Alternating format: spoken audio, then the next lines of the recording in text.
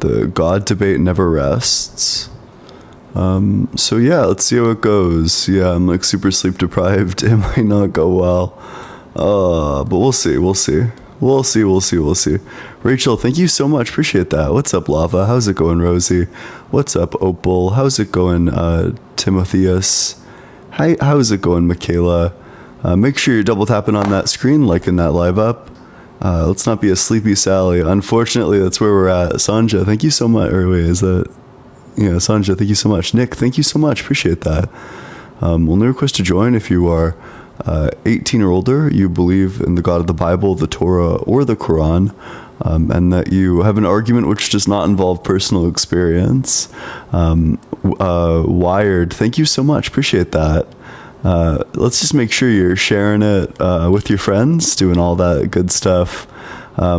Yeah, let's just get it out in front of as many people as we can. Ali, thank you so much. I appreciate that. Trying desperately not to pass out, but nevertheless. Chris, thank you so much for the 5-cent subscriptions. You send an insane amount, and I appreciate it. I just want you to know that you are seeing Chris. I couldn't do this without you. What is this friends thing? That's a good question. You have no need for them. No need for them. Why would you want friends when you could just not have friends? All right, let's go to... Hey, what's up? How's it going? Good, how are you? Doing well. How old are you? 18. And what religion are you? I'm a Christian. Yeah, so what's your strongest argument for the existence of God that does not involve personal experience? Right. So, well, if it doesn't involve personal experience, that's the thing that made me a Christian the most. But I'll say, you know, the strongest argument that I have is that when you look at, because I'm a Christian, so I'm only going off of like the Bible and whatnot. If you just look at the life of Jesus and how God explained everything, and you correlate it with the world today, the only logical reasoning of a world coming into existence would be God. That doesn't seem true, right? I mean, I could just say that the universe has always existed. What would the problem with that be? Because there's no real, like, I mean, if you would have to believe in like how it started. Like, I mean, I can ask you, like, how do you believe the universe started? It doesn't have a beginning. I just told you it's always existed. If something's always existed, it doesn't have a start. But how would it always exist? I mean, if it's not God, because that's what I believe. Only God is the thing that only existed forever. Yeah, just because if the universe didn't always exist, then you would have like change. So it would exist in like this changeless state, and then it would need to like change from this changeless state, which seems like a direct contradiction. Alternatively, you can't have a time without time, which means that time must have always existed. So either way, we have good reason to think that there was like something in the universe that has always existed. Yeah, I mean, obviously we can't fully understand it because there's stuff that we can't even study. But when off of just our understanding, off of what we just see, do you truly believe that the universe just came about? No, I don't think it has a beginning. That's what I'm telling you. I don't think that it has like a start. I don't think it like poofed in out of nowhere. I think that the universe has just always existed. That before any point in the universe, there was just more universe. That it's just like a never ending. It's like one of those like the clowns at the circus when they're like pulling the handkerchief out, and it just like goes on forever. That's what I think the universe is. I think it just like keeps on going. Right. So right. I mean, I agree with that. I believe in some way I agree too, but in a religious standpoint, because if let's say when we talk about humans though, when we talk about the earth itself, and we talk about like not a single part, there's a lot of specific details that's what I'm trying to ask you. Like, how do you think that came about? If we just take a step away. Which part of it? Which detail do you want an account of? Just humans and Earth itself. Like, when it comes to evolution, all the different types of animals. Yeah, I think evolution is how we got here. Right. I'm saying like emotions. Like, not a single person on Earth has the same fingerprint. Like, how do you think that stuff just? Because if let's say the universe never, like, it always existed, how did this stuff on Earth just come about if there was no God? Oh, so I think that life, all the evidence seems to point to abiogenesis being the cause of evolution, specifically the formation of like a thing which could self-replicate and have a metabolism, which are things that like chemical compounds are perfectly capable of doing. That just the formation of something like this would constitute like a protocell, and then this protocell could undergo like Darwinian evolution and turn into like a full-blown cell, and then this cell could just evolve.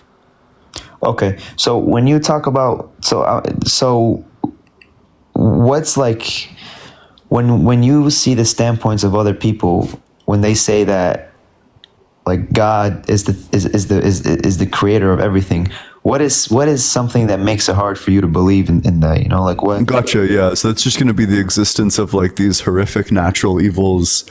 The fact that we have like a sun that gives us cancer, we have earthquakes, we have carnivores, which are literally only capable of surviving through unaliving things. It seems like if God's all good and he designed the natural order, then maybe he would have made it a bit more merciful.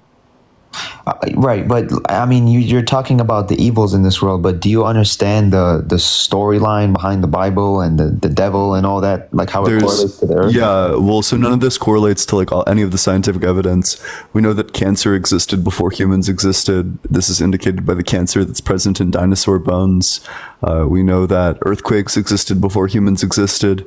That's just going to be indicated by which I literally can't remember what I just said. What was the earthquake? Yeah, earthquakes from Pangea. Yeah, we know that earthquakes happened before, just via Pangea and via like tectonic plates. Their existence. We know that carnivores existed before because we just have like fossils of them, which means that literally none of this is because of sin, and every single part of this happened before.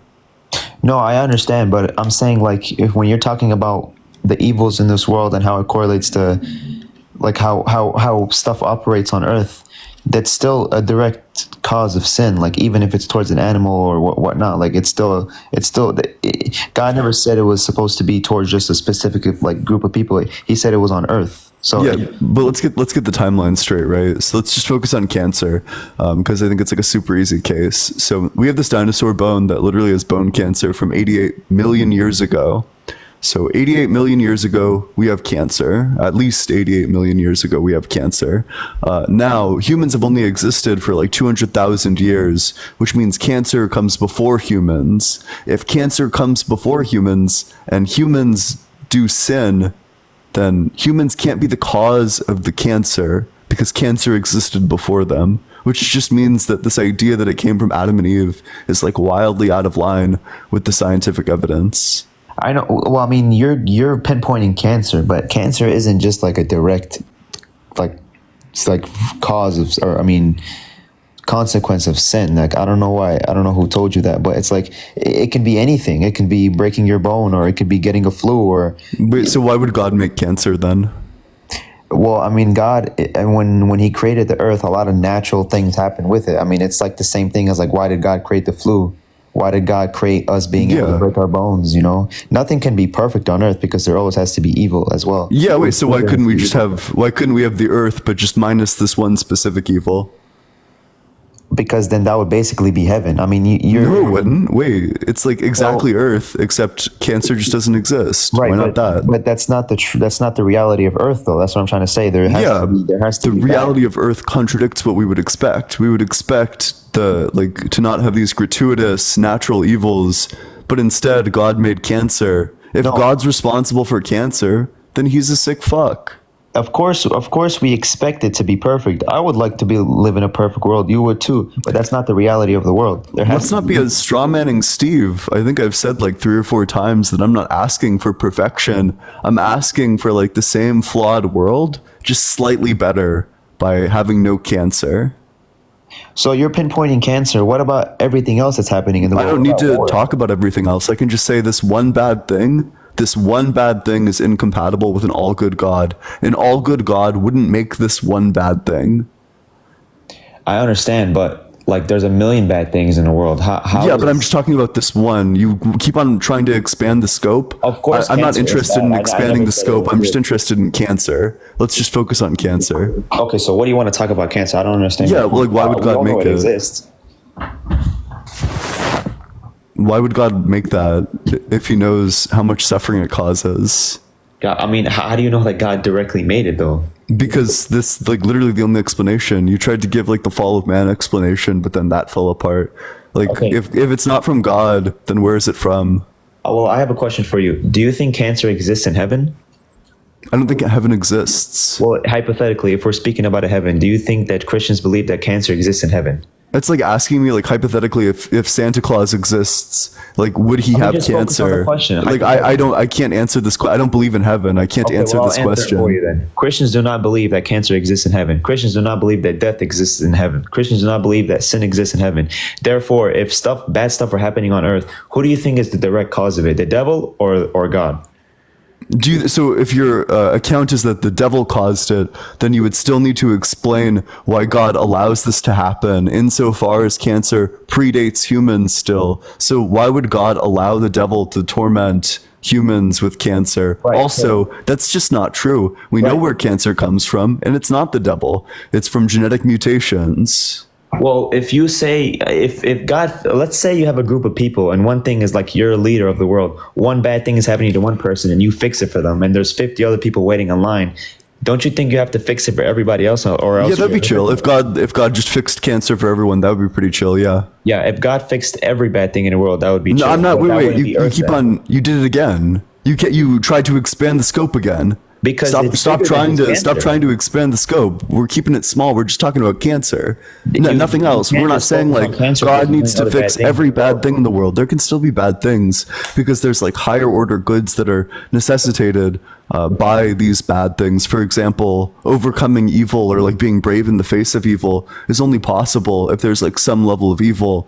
However, cancer is gratuitous. We could just have a much better world if it didn't exist. So there's reason why God would allow some evils to exist, but there's no reason at all whatsoever why God should allow cancer to exist. So I'm not asking for God to get rid of everything, for all the evils. I'm just saying, why couldn't God cure this one really bad evil?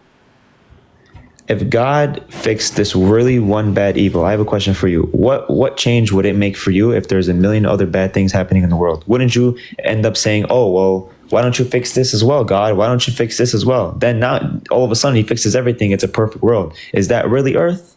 No, because I'm saying that you can still have evils in the world. Again, in order to have the good of overcoming adversity, you need to have the evil of adversity.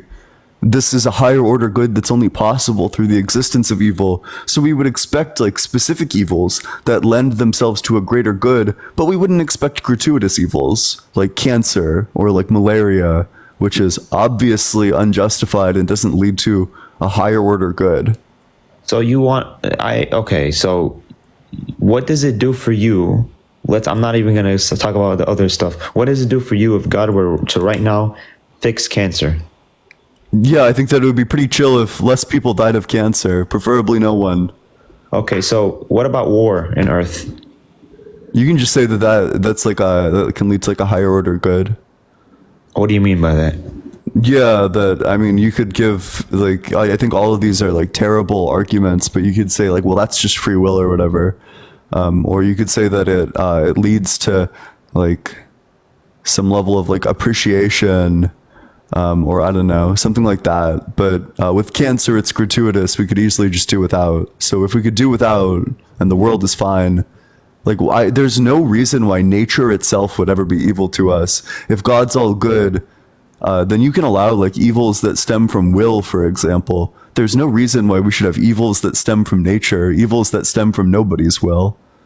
Right. So if we talk about sin in itself, we believe that death is the consequence of sin. Everybody dies. That's a fact. We're all gonna die sooner or later. I can die tomorrow. Who knows? But it's the fact that no matter, even if you were to destroy cancer, God were to fix it, there would be a million other ways that people would die. Yeah, I'm not even cool. just talking about war or. Do you think we should stop trying to cure cancer?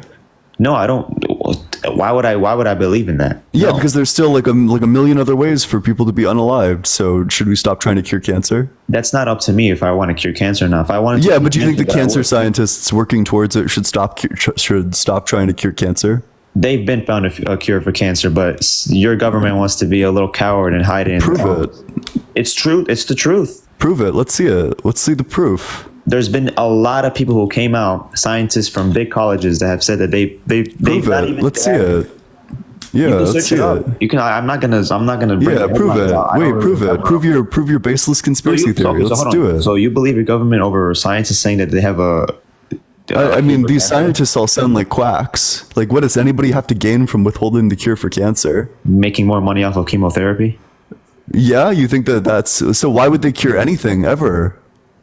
So let me ask you a question. Simple question. Just say yes or no. Do you believe that the government would lose a lot of money in the medical field if cancer were to be cured? I think the medical field is its own field. What? Dude, that did not answer my question. I don't even know. Yeah, wait. So I'm not sure what money the government's losing. Chemotherapy money.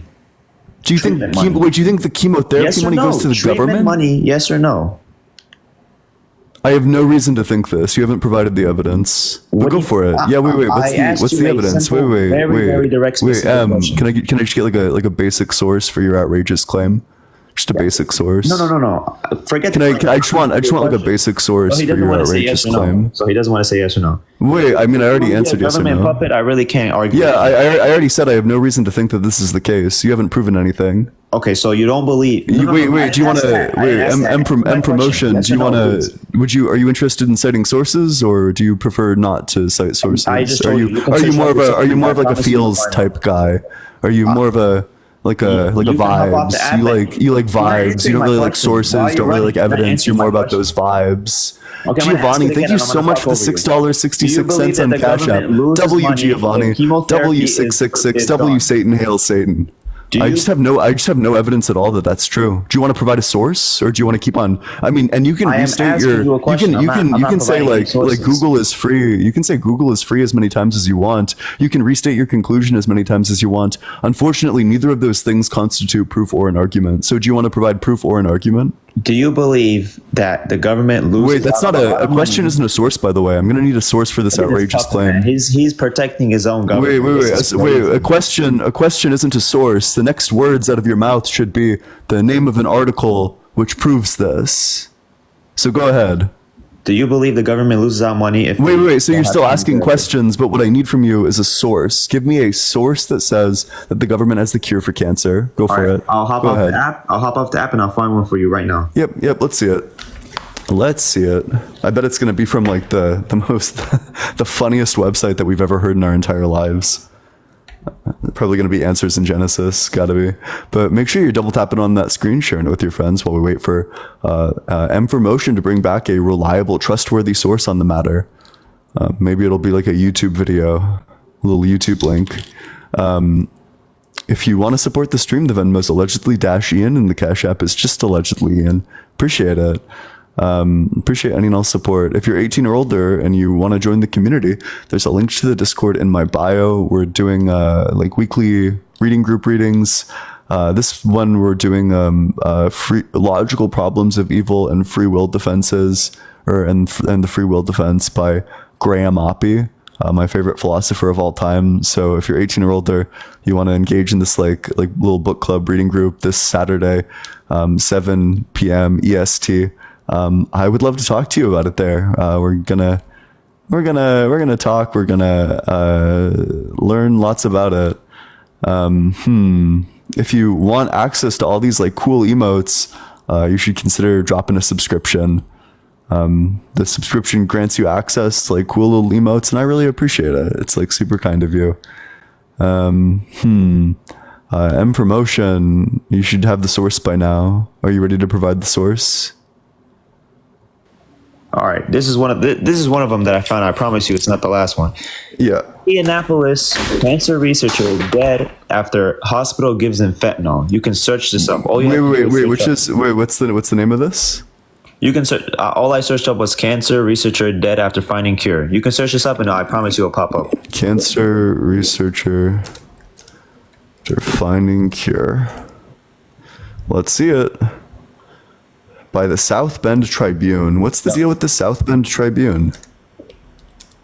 I think it's just a local news, whatever, but you can read it. South Bend distributed as named as okay.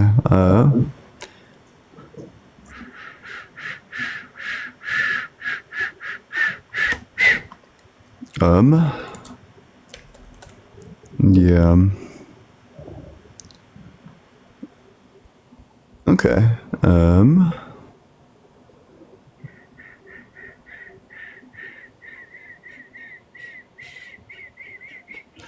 Gotcha. So we got cancer research. And a hospital gave him fentanyl rather than fluids, and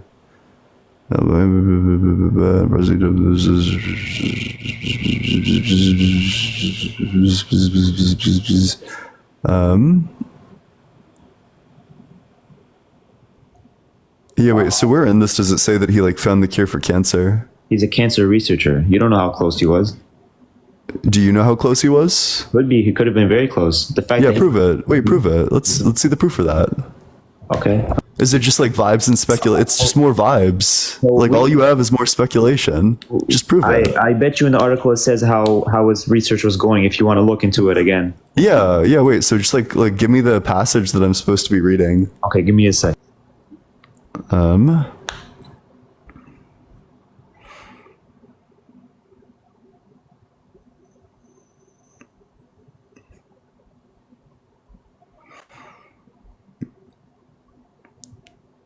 It is literally in the first and second passage. It talks about a brilliant Brilliant research helped pioneer a promising approach to fighting cancer by turning diseased cells against themselves in a process he dubbed the kiss of death. And then read So the do we second have? part. Read the second passage. Yeah, the work helped draw in 2017 to serve as inaugural SID, blah blah blah blah blah blah blah blah at the Simon Cancer Center. Right. So his own area. So wait, where does this say that he had like the cure for cancer? They said he was a brilliant researcher. So Yeah, and where does that? There's lots of brilliant researchers working on the cure for cancer. That doesn't mean that we have it. Do you think a hospital should give anybody fentanyl other than actual medicine? How do you mistake that? Skinsley, thank you so much. Appreciate the subscription. Welcome to the Own community. area kills him because Yeah, I mean the coroner ruled anybody else? it as an accident. So they killed him as an accident. A hospital, a very trained as they hospital, gives so somebody fentanyl. they kill it's like an accident. Yeah. Wait, do you have any evidence that it wasn't an accident? He's a Or is it just more like speculation and vibes? dude. Would you have any like hard proof, or is it just like a bunch of You think conspiracy they're gonna leave theories? back hard proof? This is proof in itself.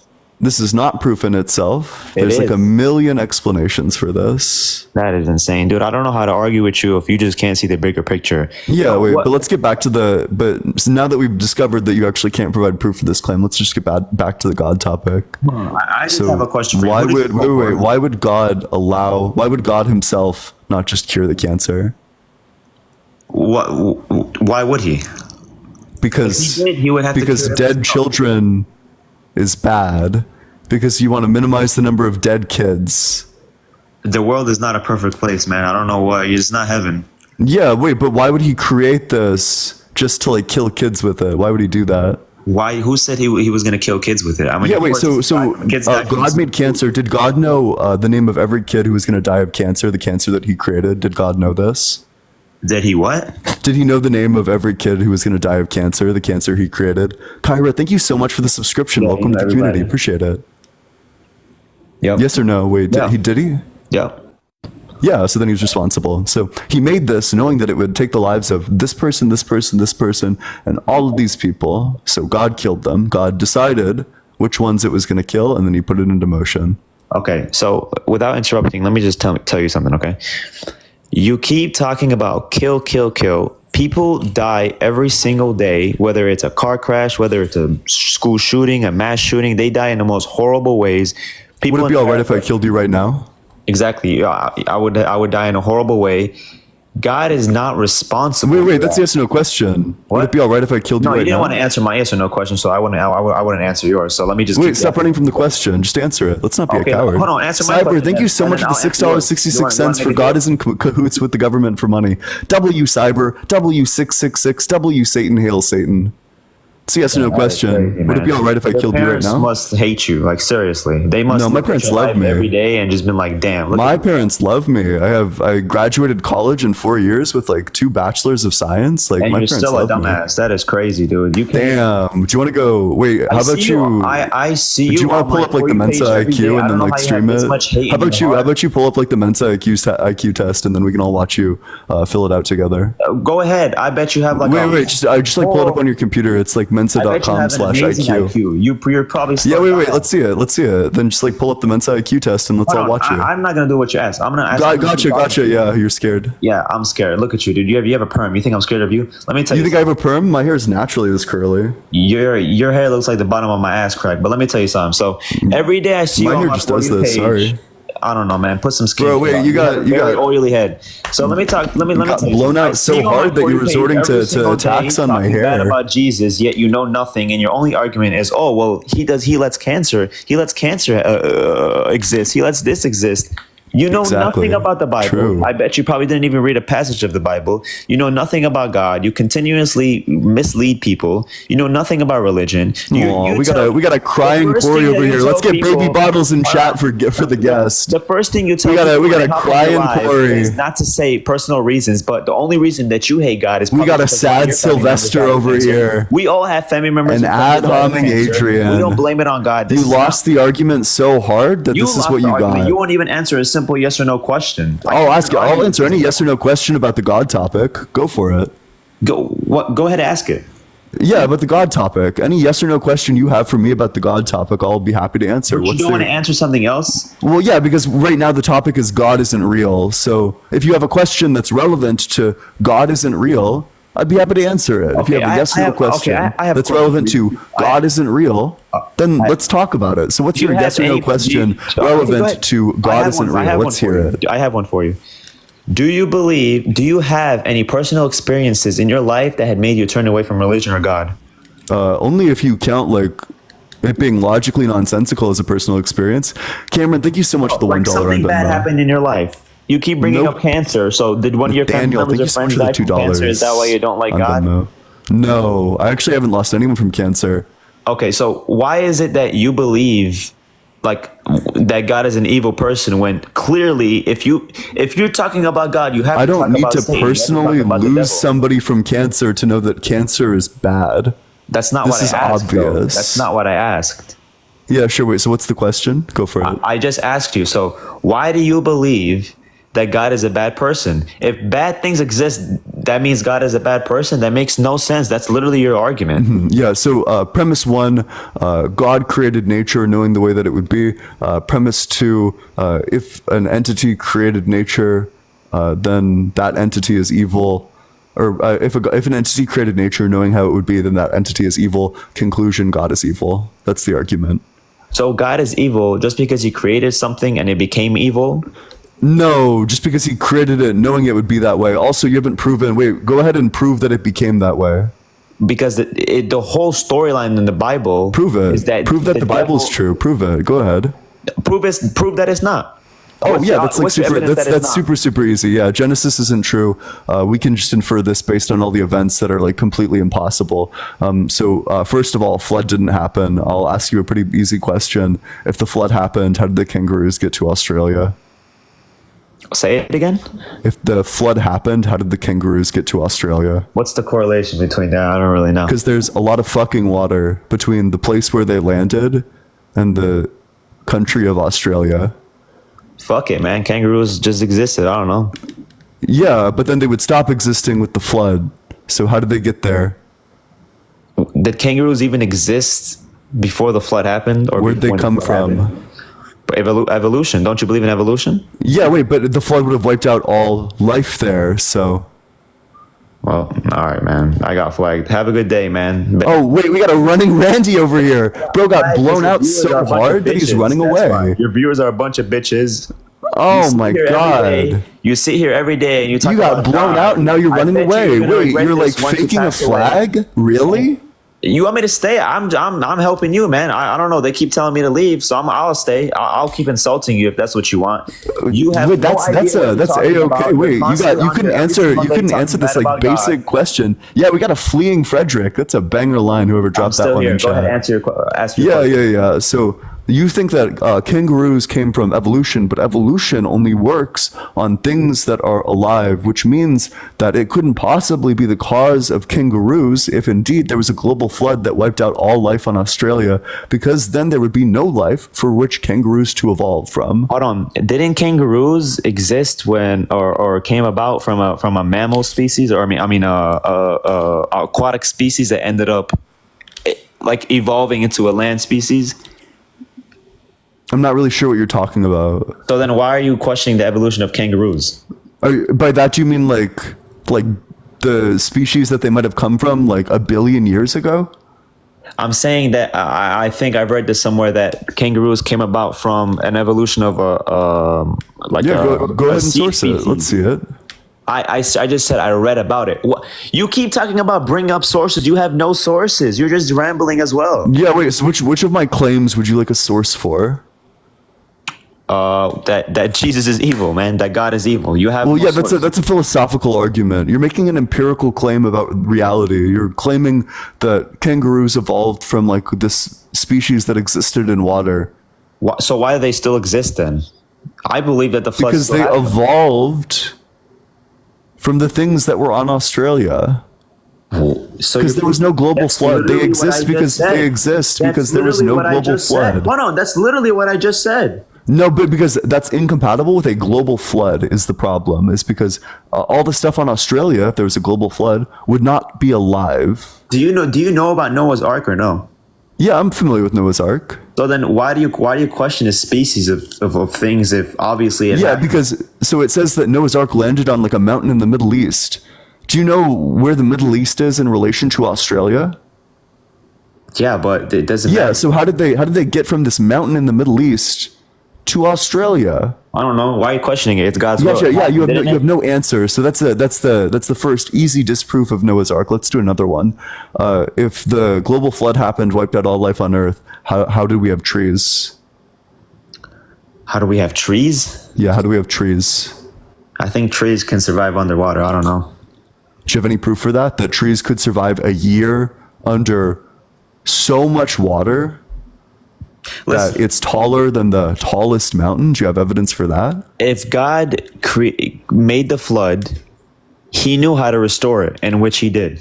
God, wait. So then, what's the point of Noah's Ark? Wait, Wait. What's the point of Noah's Ark if, after all of it, God's just going to say abracadabra and then bring all the things that See, were destroyed this is back? how I know you have no like history about why it even happened. Why did it happen? Go ahead and answer me that. Yeah, since you I'd know be so happy much to about tell the you. Bible. So the biblical canon is because there was corruption among the species, and there was the formation of these hybrids between humans and angels. Yep.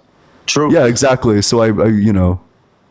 True. Yeah. That's literally Yeah, it. So why are you awesome. questioning why it happened or not? Yeah, You just because told it me the because reason. none of that's you're not so true. stupid. You That's know, you true. know. That's true. That's the Bible's account of it. But that's not true in reality because What the do you flood mean that's didn't not happen. true in reality? Do you know that it's not true in reality? Yeah, absolutely. Because there's no way that the kangaroos could have gotten to Australia if a global flood happened. Do you know? We would expect like Was tons of Australia the same fossils. way it was We millions would of expect years we would ago or expect whatnot? tons of fossils all from the exact same time. We would expect no trees. We would expect like all this evidence in the fossil record, in the ice core samples. We would expect just a mountain of evidence. Okay, and let me there's ask you none. something. Was Australia in the same exact coordinates that it is now on Earth way back when the flood happened? Was it or was Well, it the not? flood didn't happen is the Yes, claim. so I But can how believe how long ago? How long ago we talking? when the flood happened? Yeah, and how long ago was that? Probably, I don't even know. It was way past anything. Way past the pharaohs, way past all that. I'd say millions of years ago. Millions of years. Millions. Millions of years? Okay, well that's super easy to disprove then. Humans have only existed for 200,000 years. How do you know that? If God wiped out That's all the just humans that's on just Earth, true via the fossil record. but that God humans wiped out came all the from humans on Earth at that time. humans though. came from Homo erectus, which stopped existing around 200,000 years ago, which is the same time that humans started existing. So Say it- humans have only existed for 200,000 years, which means that your idea that the flood happened millions of years ago isn't true. If God wanted to wipe out all the humans that weren't even humans at that point because they were mutants on Earth and created a whole new set of humans, he could have. So why didn't he? Wait, so then if all it was, if God just like uses his magic to restore everything after the flood, then what was the point of Noah gathering anything? Hold on, say it again. So if God was just going to restore all the animals after the flood, then what was the point of Noah gathering anything? Because, oh my God, why did it happen? Why did the flood happen? Answer your own Wait, question. I already answered this. You're short circuiting. You have no answer. Why? I'm gonna keep on asking you this question because I already had the answered. same I answer already, as you. I You already already answered answered your the question. question. Because you're a meme You aren't answering my question. Instead, you get like pouty. You say, "Oh my God," and then you pivot to try and ask me a question. No, you're gonna answer my question. If God was just going to abracadabra everything back to normal after the fact, why would He have Noah gather up 2 of each kind? Because he needed to fix them. Fix them how? He needed to fix them because there was so many mutants. Wait, so fix them how though? He needed to fix their If he was just going to say abracadabra, if he was just going to say abracadabra after all of it, he doesn't need to fix anything. He can just eliminate. He can snap his fingers, poof, eliminate everybody believe except he could like just snap his Noah fingers, but if he and didn't want whatever, to, then he and then didn't have to. say alakazam, and then create all the animals again. No need for a flood. But he didn't. So what's Yeah, wait. So why would he instruct Noah to do these very specific things when he's just going to fix everything with magic anyway? Because he wanted to? Oh, gotcha. So you have no answer to this. It's just because he wanted to. Why did he want to? Which Yeah, we property can't of question God? God's will. Wait. If he wanted to, he wanted to. From which property of God You're trying does to him question wanting God's to will. stem You from? can't. Because God's motivation, his driving motivation, is him being all good. So you need to give an explanation for how this is the all good thing to do. Go ahead. If it's God's will, then we can't question it. If you want Gotcha. Wait. So what I'm asking you to do, what you're not doing, you need to give an explanation for how commanding Noah to do this is the all good thing to do. we don't really know. That's the truth. We don't know why he did Gotcha. it. You have But no we idea. believe So that he did it. perfect. So we have no evidence that the flood happened, and we have strong evidence that it didn't. To the point in time where this is a piece of data where all you can do is shrug your shoulders and say, "We don't know. I don't know," and that's fine. So if insofar as this one story in Genesis isn't true, why would I believe anything in Genesis? Okay, what about Revelations? We're talking about Genesis. You gave the account of Adam and Eve, and We you asked me already to went over wait. You asked me to disprove the Bible and the account of Adam and Eve, and I'm telling you that it's in a book that's full of bullshit. Prove the Bible. Let's talk about Revelations. Why don't you want to talk about Revelations?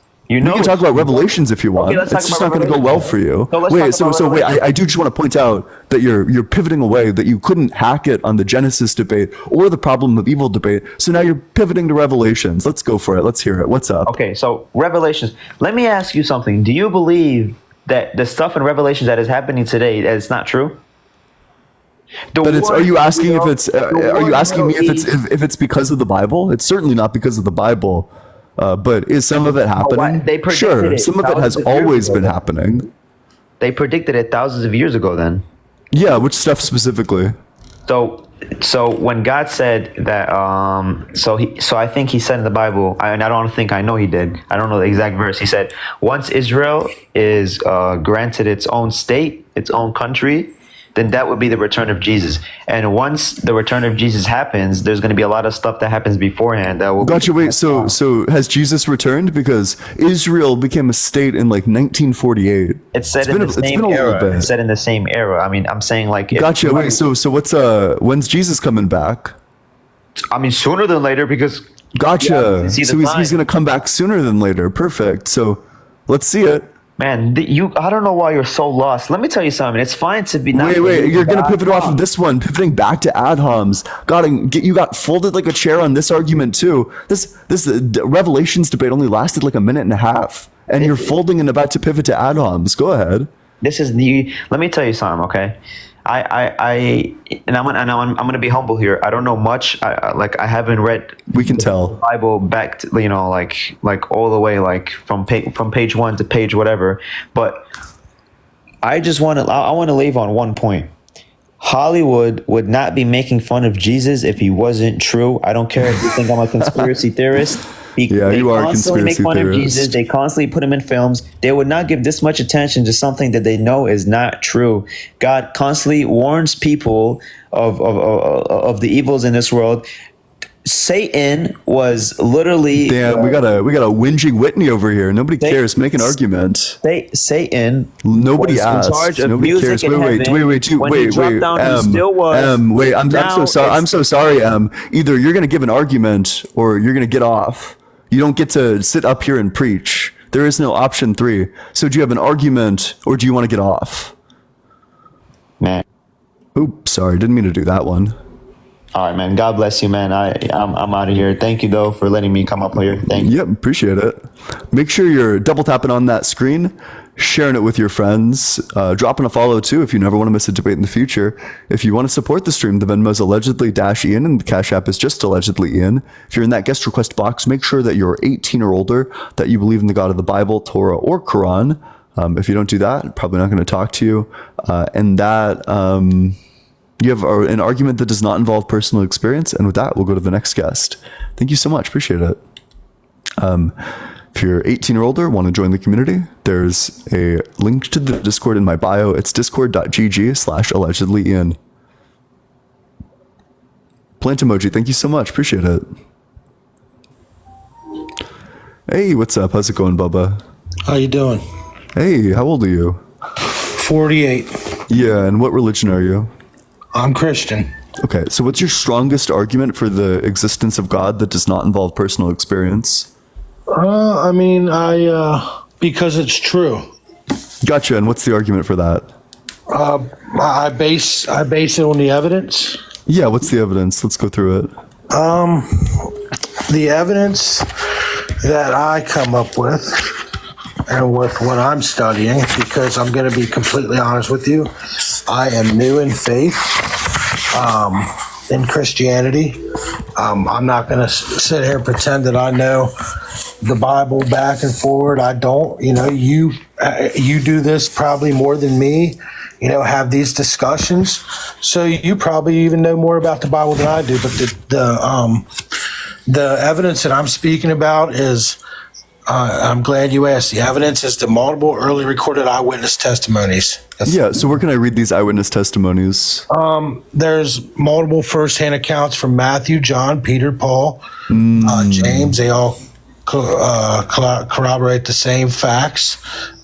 Secondhand accounts of Mark and Luke support the claims, as well as from eyewitnesses of Peter. Yeah, so would you mind, so first of all, if you accept the accounts of Paul, then you would also need to accept the accounts of Joseph Smith, which means that you'd be a Mormon, but I imagine you're not a Mormon. How do you come to that conclusion? Yeah, because, so Paul's evidence, the reason why he's included is because he saw Jesus. Joseph Smith also saw Jesus, and then he went and founded Mormonism. So you need to give a good reason for accepting the word of Paul, but rejecting the word of Joseph Smith. Okay, that's not why I'm a Christian now. Why I'm a Christian is because I believe in the death and resurrection of Jesus Christ. Yeah, so could you prove that any of the Gospels were written by the people that they're claimed by? Joseph Smith is, nor do I care. Oh, he's the founder of Mormonism. Okay, he's not the true religion. He's not the founder of what I believe in. So yeah, but I'm telling you, I appreciate that knowledge. But all right, so what's your evidence that the Gospels were written by the people you claim it was written by? Well, I mean, where do they sign their names? If you go back, there's more things written about Jesus and his life, and there's more, historical evidences out there than there is even for Alexander the Great, for instance. What was my question, and how do you think that answers it? Well, I mean, I'm just giving you what I know to be true. That's also not an answer to even the question I just asked you. So the question I asked you was, how do you know that the Gospels were written by the people that they're attributed to? How do you know that Mark was written by Mark, Matthew was written by Matthew, Luke was written by Luke, and John was written by John? How do you know? I don't know that. So I can't tell you that. I wasn't sitting in the room. So we don't know if these are actually firsthand accounts.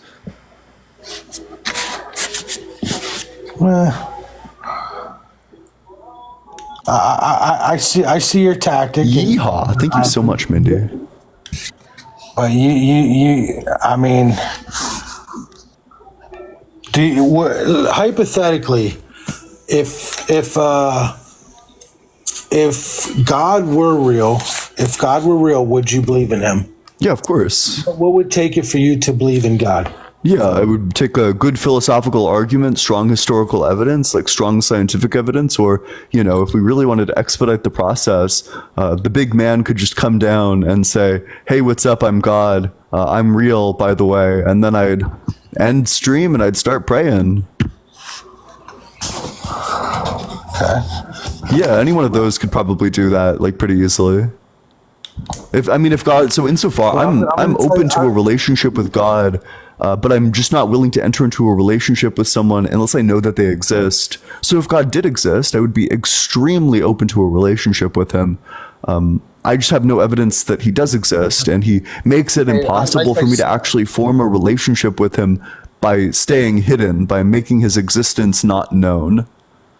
Like I said, Andy, thank you so much. I'm pretty new, I'm new to faith, and I belong to a group, and our core, belief area is apologetics, and I'm very new to it. And thank you so much, man. I just want to say that I appreciate your platform and the respectful banter back and forth, and that's what this world needs more of, on right next to God. So Yeah, thank you. appreciate it. Absolutely, buddy. Badussi, thank you so much for the $5 on Cash App. W Badussi in the comment section. If you're in that guest request box, make sure that you're 18 or older, that you believe in the God of the Bible, Torah, or Quran, and that you have an argument which does not involve personal experience. Make sure you're double tapping on that screen. Let's get all the way up to 20 or to 70K likes. If everybody left 20 likes right now, we'd already be there. If you want to support the stream, the Venmo's allegedly -Ian, and the Cash App is just allegedly Ian. Both are in my bio. And with that, we'll go to the very next guest. Make sure you're sharing it with your friends. Drop in a comment as well. Hey, what's up? How's it going? Good. How are you, man? Doing well. How old are you? I am 32. Okay. And what religion? I am non-denominational Christian. Gotcha. So what's your strongest argument for the existence of God, which does not involve personal experience?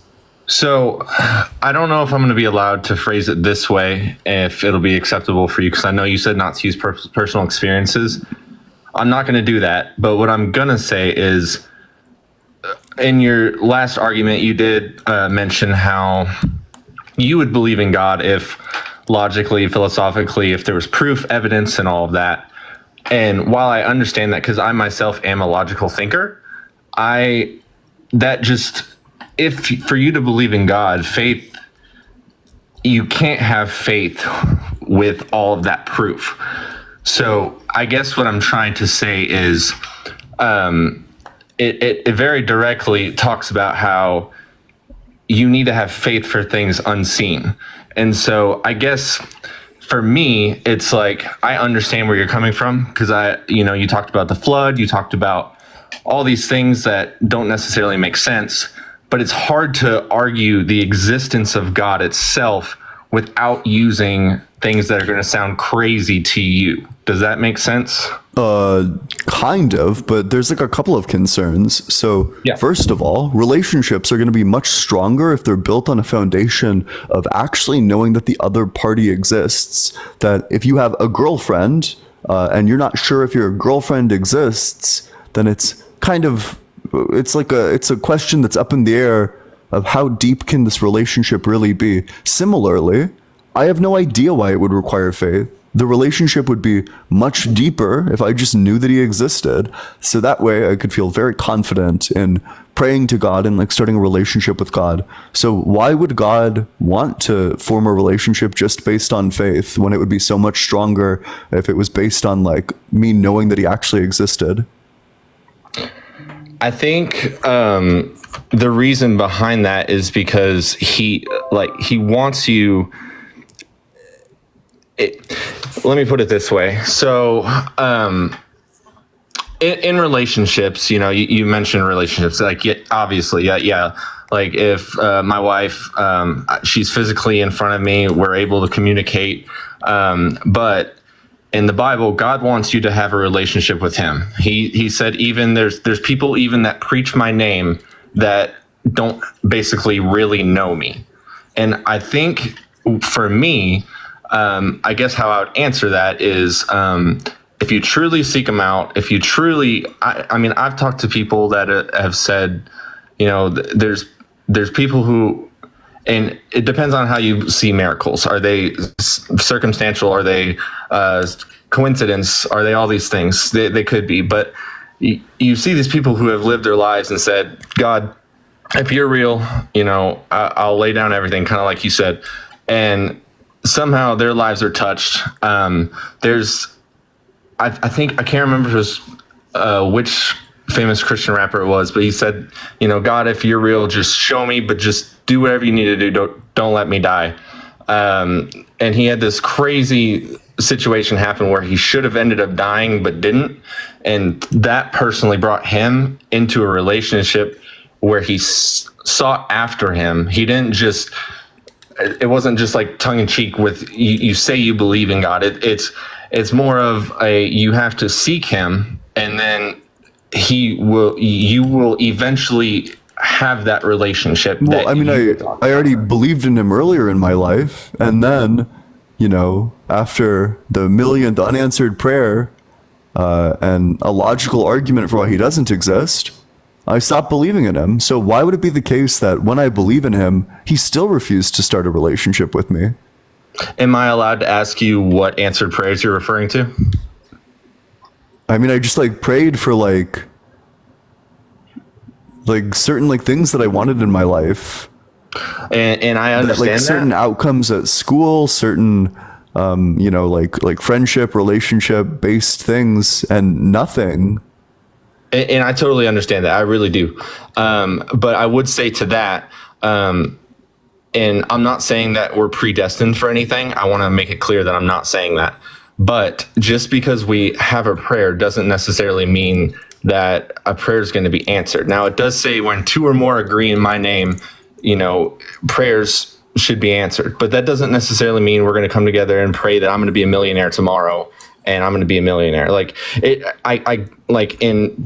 Depending on what you were praying for, that does matter, and different relationships may or may not have been what was supposed to happen. I do believe that if you're in what I would call the will of God, or the plan that he has for your life, you're going to meet certain people.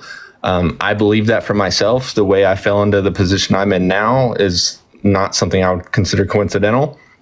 However, I understand where you're coming from, where you just feel like it's empty promise, empty prayer after empty prayer. And I'm not going to tell you that, your experiences wasn't legitimate. I totally understand why you would have that feeling. I just would challenge that depending on what the prayer was, it might not have been something that he had for your life. Yeah, wait, so, I would actually, if you think about prayer and God's properties, it seems like God actually never answers any prayer. Because do you think that God always does the perfect thing? That's a loaded question. I do think God, yes, does the perfect thing. Now, Gotcha. Do I think there's perfect on earth? No. But as far as God himself, what he has his hands on, yes. Yeah, so there's a double bind with prayer. Either what you're praying for is the perfect thing for God to do, in which case God was already going to do it because he always does the perfect thing, or what you're praying for is not the perfect thing, in which case God's not going to do it because it's not the perfect thing and he only does the perfect thing. So the only two possibilities with prayer is that either God was already going to do it, or he's not going to do it. So either way, your prayer doesn't change anything. If I think I'm following you correctly, I don't necessarily agree that. So this is where it gets a little weird with predestination and also free will. So I don't necessarily know how to answer that. I just know that, in my opinion, from what I've seen and experienced, free will is a thing, and God ultimately knows what's going to happen, but you have the ability to either follow him, you have the ability to do whatever you want at any moment. But if we're talking about prayer for a job, prayer for a sickness, I've personally seen things come through that people had a 10% chance of living, and I know you could argue that's not God, and that's fine if that's what you believe. I get it, but personally, I've just seen it where I've seen too many things happen where I just can't. My mind, even as logical as I am, it doesn't make sense how it could all finish the way it did. So I don't have like an exact answer for that. Hopefully that kind of makes sense. Not really, because it seems like either way, the options are either going to be God was already going to do it, in which case your prayer was useless, or God isn't going to do it, in which case your prayer is useless. So no matter what, your prayer is useless. At least like for petitionary prayers, these prayers are useless. Yes, if I will admit that, yes, if I'm praying, God, give me $1 million, so I want to be a millionaire, and it doesn't happen, like, absolutely useless. No, but just like all petitionary prayers, like, God, please do this thing for me. It's always, no matter what this thing is, it's always going to be useless. Because either he was already going to do it because he's bound by always doing the perfect thing, in which case it was always going to happen anyway, or he's not going to do it because it's not the perfect thing. So again, either he does it, he was already going to do it because it was the perfect thing, in which case your prayer is useless, or he doesn't do it because it's not the perfect thing, in which case your prayer is useless. No, that's where I disagree. That's where I'm not saying that. I do believe, like, if you are praying and have purpose, and I don't even necessarily think you have to have a relationship, but I mean, I've just, if you're praying, it's happened. I've seen it happen too many times where and I'm trying to form an argument that's not using personal experience. It's just very difficult when you're talking about this subject. If you want, you could use like a hypothetical example. You could say like, well, this could be the hypothetical scenario in which case God does something that he wouldn't have otherwise done. So if we're talking like healing, then I guess assuming we're, so if you said, like, if whether we prayed or not, if like a miracle situation happened and someone was healed, you're saying that would have happened regardless, whether we prayed to God or not. Yeah, just because if God's perfect, then God always does the perfect thing. There's only one perfect thing. So either healing this person was the perfect thing to do, in which case he was going to heal the person, or healing the person is not the perfect thing to do, in which case he was never going to. So either he was always going to and the prayer is useless, or he was never going to and the prayer is useless. Either way, whether like the outcomes of the prayer were already determined before the prayer. Okay, I got you. So I would just say that I believe that prayer is something that someone who's seeking God and has a prayer request per se, I do think you need to say it out loud. I believe you need to speak it. I believe you need to have a relationship with God for something to come into fruition. That's what I would say. I don't necessarily have a way to prove that. I don't have that answer, but I get what you're saying, and whether that's true or not, I don't know. I could be wrong. I believe it specifically states that when two or more are gathered in my name, and I've seen it where someone is potentially on their deathbed, they're septic, and they've 10% chance to live. Their heart is failing, their organs are failing, and we're in a group full of prayer, and that person ends up making a full recovery and never has heart issues, brain issues, all the things that they said they were going to have.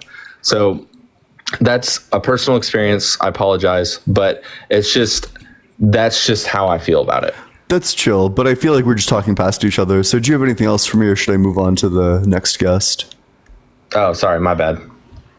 No, well, that's fine. I just feel like I've made the same argument. Like I can't keep making the same argument, but it's fine. Like, no, you were extremely polite, and I appreciate that. Okay. But do you have anything I appreciate else? you having me on. Yep. Yeah, thanks so much. Make sure you're double tapping on that screen, sharing it with your friends as we go to the very next guest.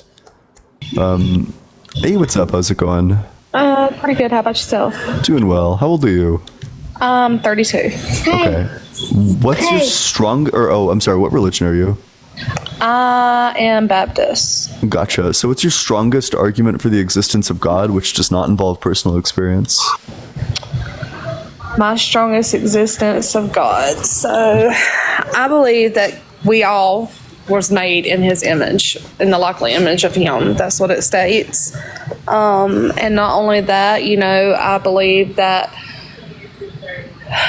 there's been times in my life where I have prayed and Wait, I'm asking for actually stuff that doesn't involve like personal experience. I'm not too interested in like personal anecdotes, but what do you mean when you say that we were all made in his image? What does that mean?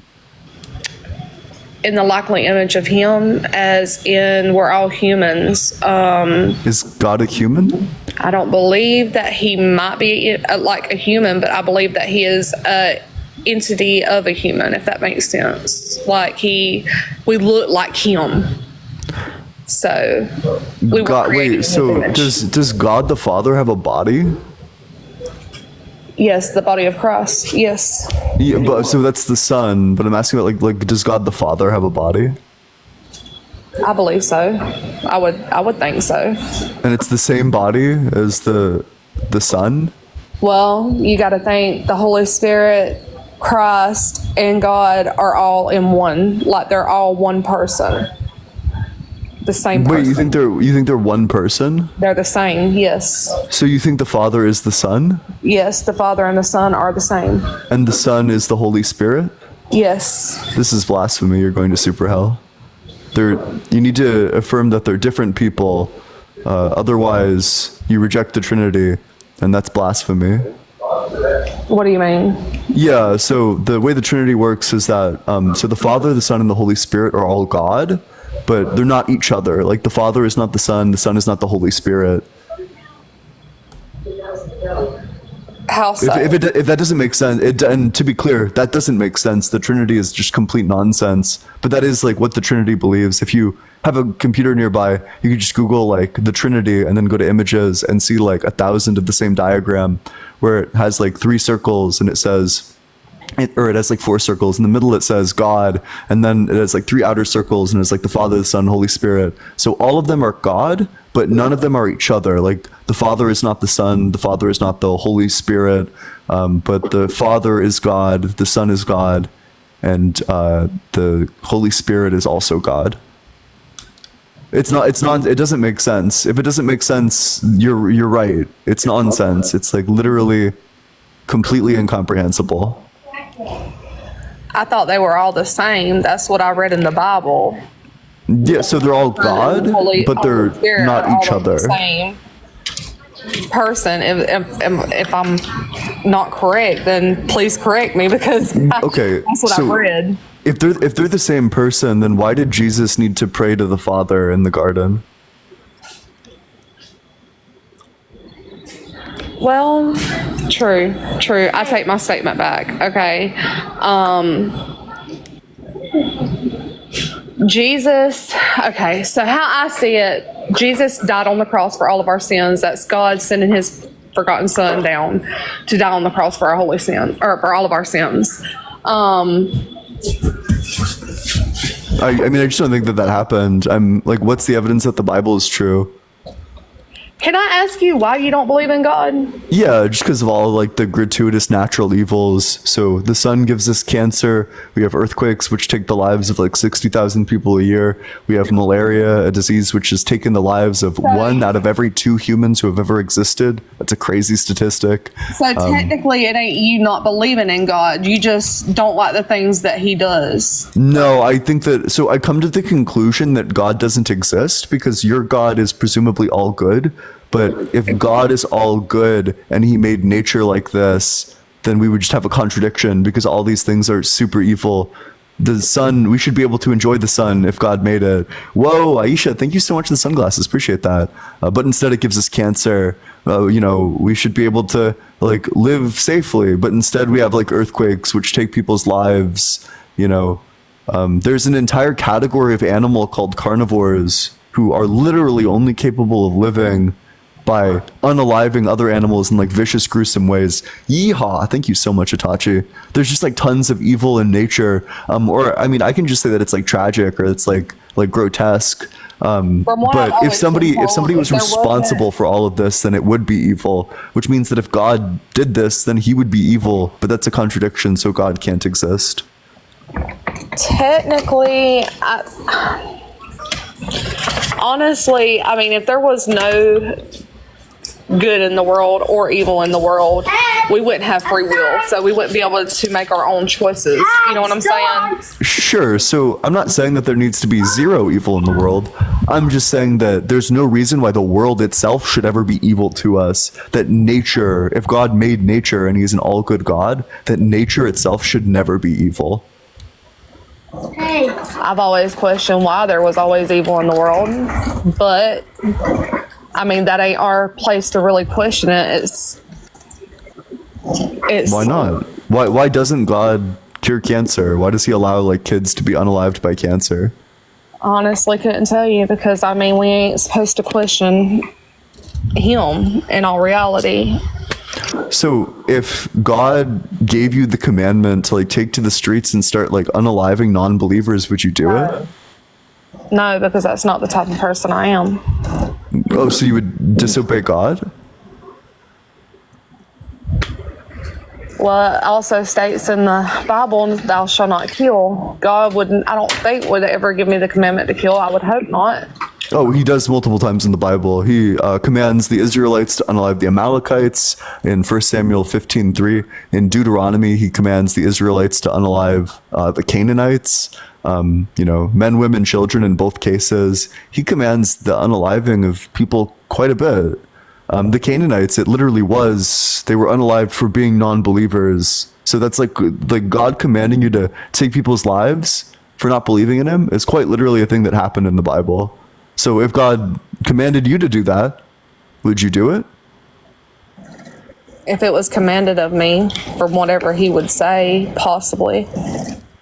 If it was needed of me. Yeah, I think that's like pretty crazy. I think it's pretty insane that God, that you believe that God is all good. It's not something I would want to do, if that makes sense. It's not something I don't believe in unaliving nobody. I don't even believe in unaliving an unborn child. You know what I'm saying? Oh, that's an entire other can of worms, because 70% of pregnancies end in miscarriages. Well, wait, Grimlock, thank you so much for the $6.66 for free will would give us the right to question God. Well, appreciate that, Grimlock. W Grimlock, W666, W Satan, hail Satan. I appreciate that, Grimlock. That opens up like a complete other can of worms. So insofar as 70% of pregnancies end in miscarriage, that means that the total number of like dead babies is going to be like 350 billion, just because of the anatomy that people have, that God designed us and he made the womb like the deadliest place for humans of all time.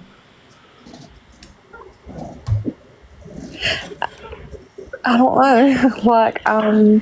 Whoa, why do I even, thank you so much for the galaxy. W, why do I even try gaming? Appreciate that. Appreciate you. Let's get a big W, why do I even try gaming? I still believe in God. Okay.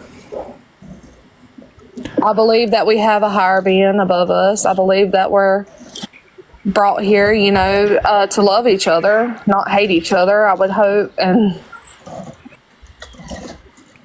well, do you have anything else for me, or should I move on to the next guest? you can move on. All right, well, appreciate you coming on up here.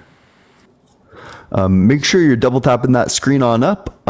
Let's get this all the way up to 90K likes. If everyone left 20 likes right now, we'd already be there. So just keep on double tapping on that screen. What's up? How's it going? Hi, my name's Leanne. Yeah. How old are you? 42. Yeah. And what religion are you? I am not religious. Okay, well, I'm only looking to No, no, debate. no. I'm a follower of Jesus and God, but I'm not religious. I don't believe in okay. the church. I don't follow the church. Gotcha. So, what's your strongest argument for the existence of God that does not involve personal experience? Well, the way that I want to see if the psychology in regard to, you guys just had a conversation about us being developed in the image of God, right? But then you have God isn't human, but what about emotions? What about emotions? Well, this the foundation of psychology is actually in the Holy Bible.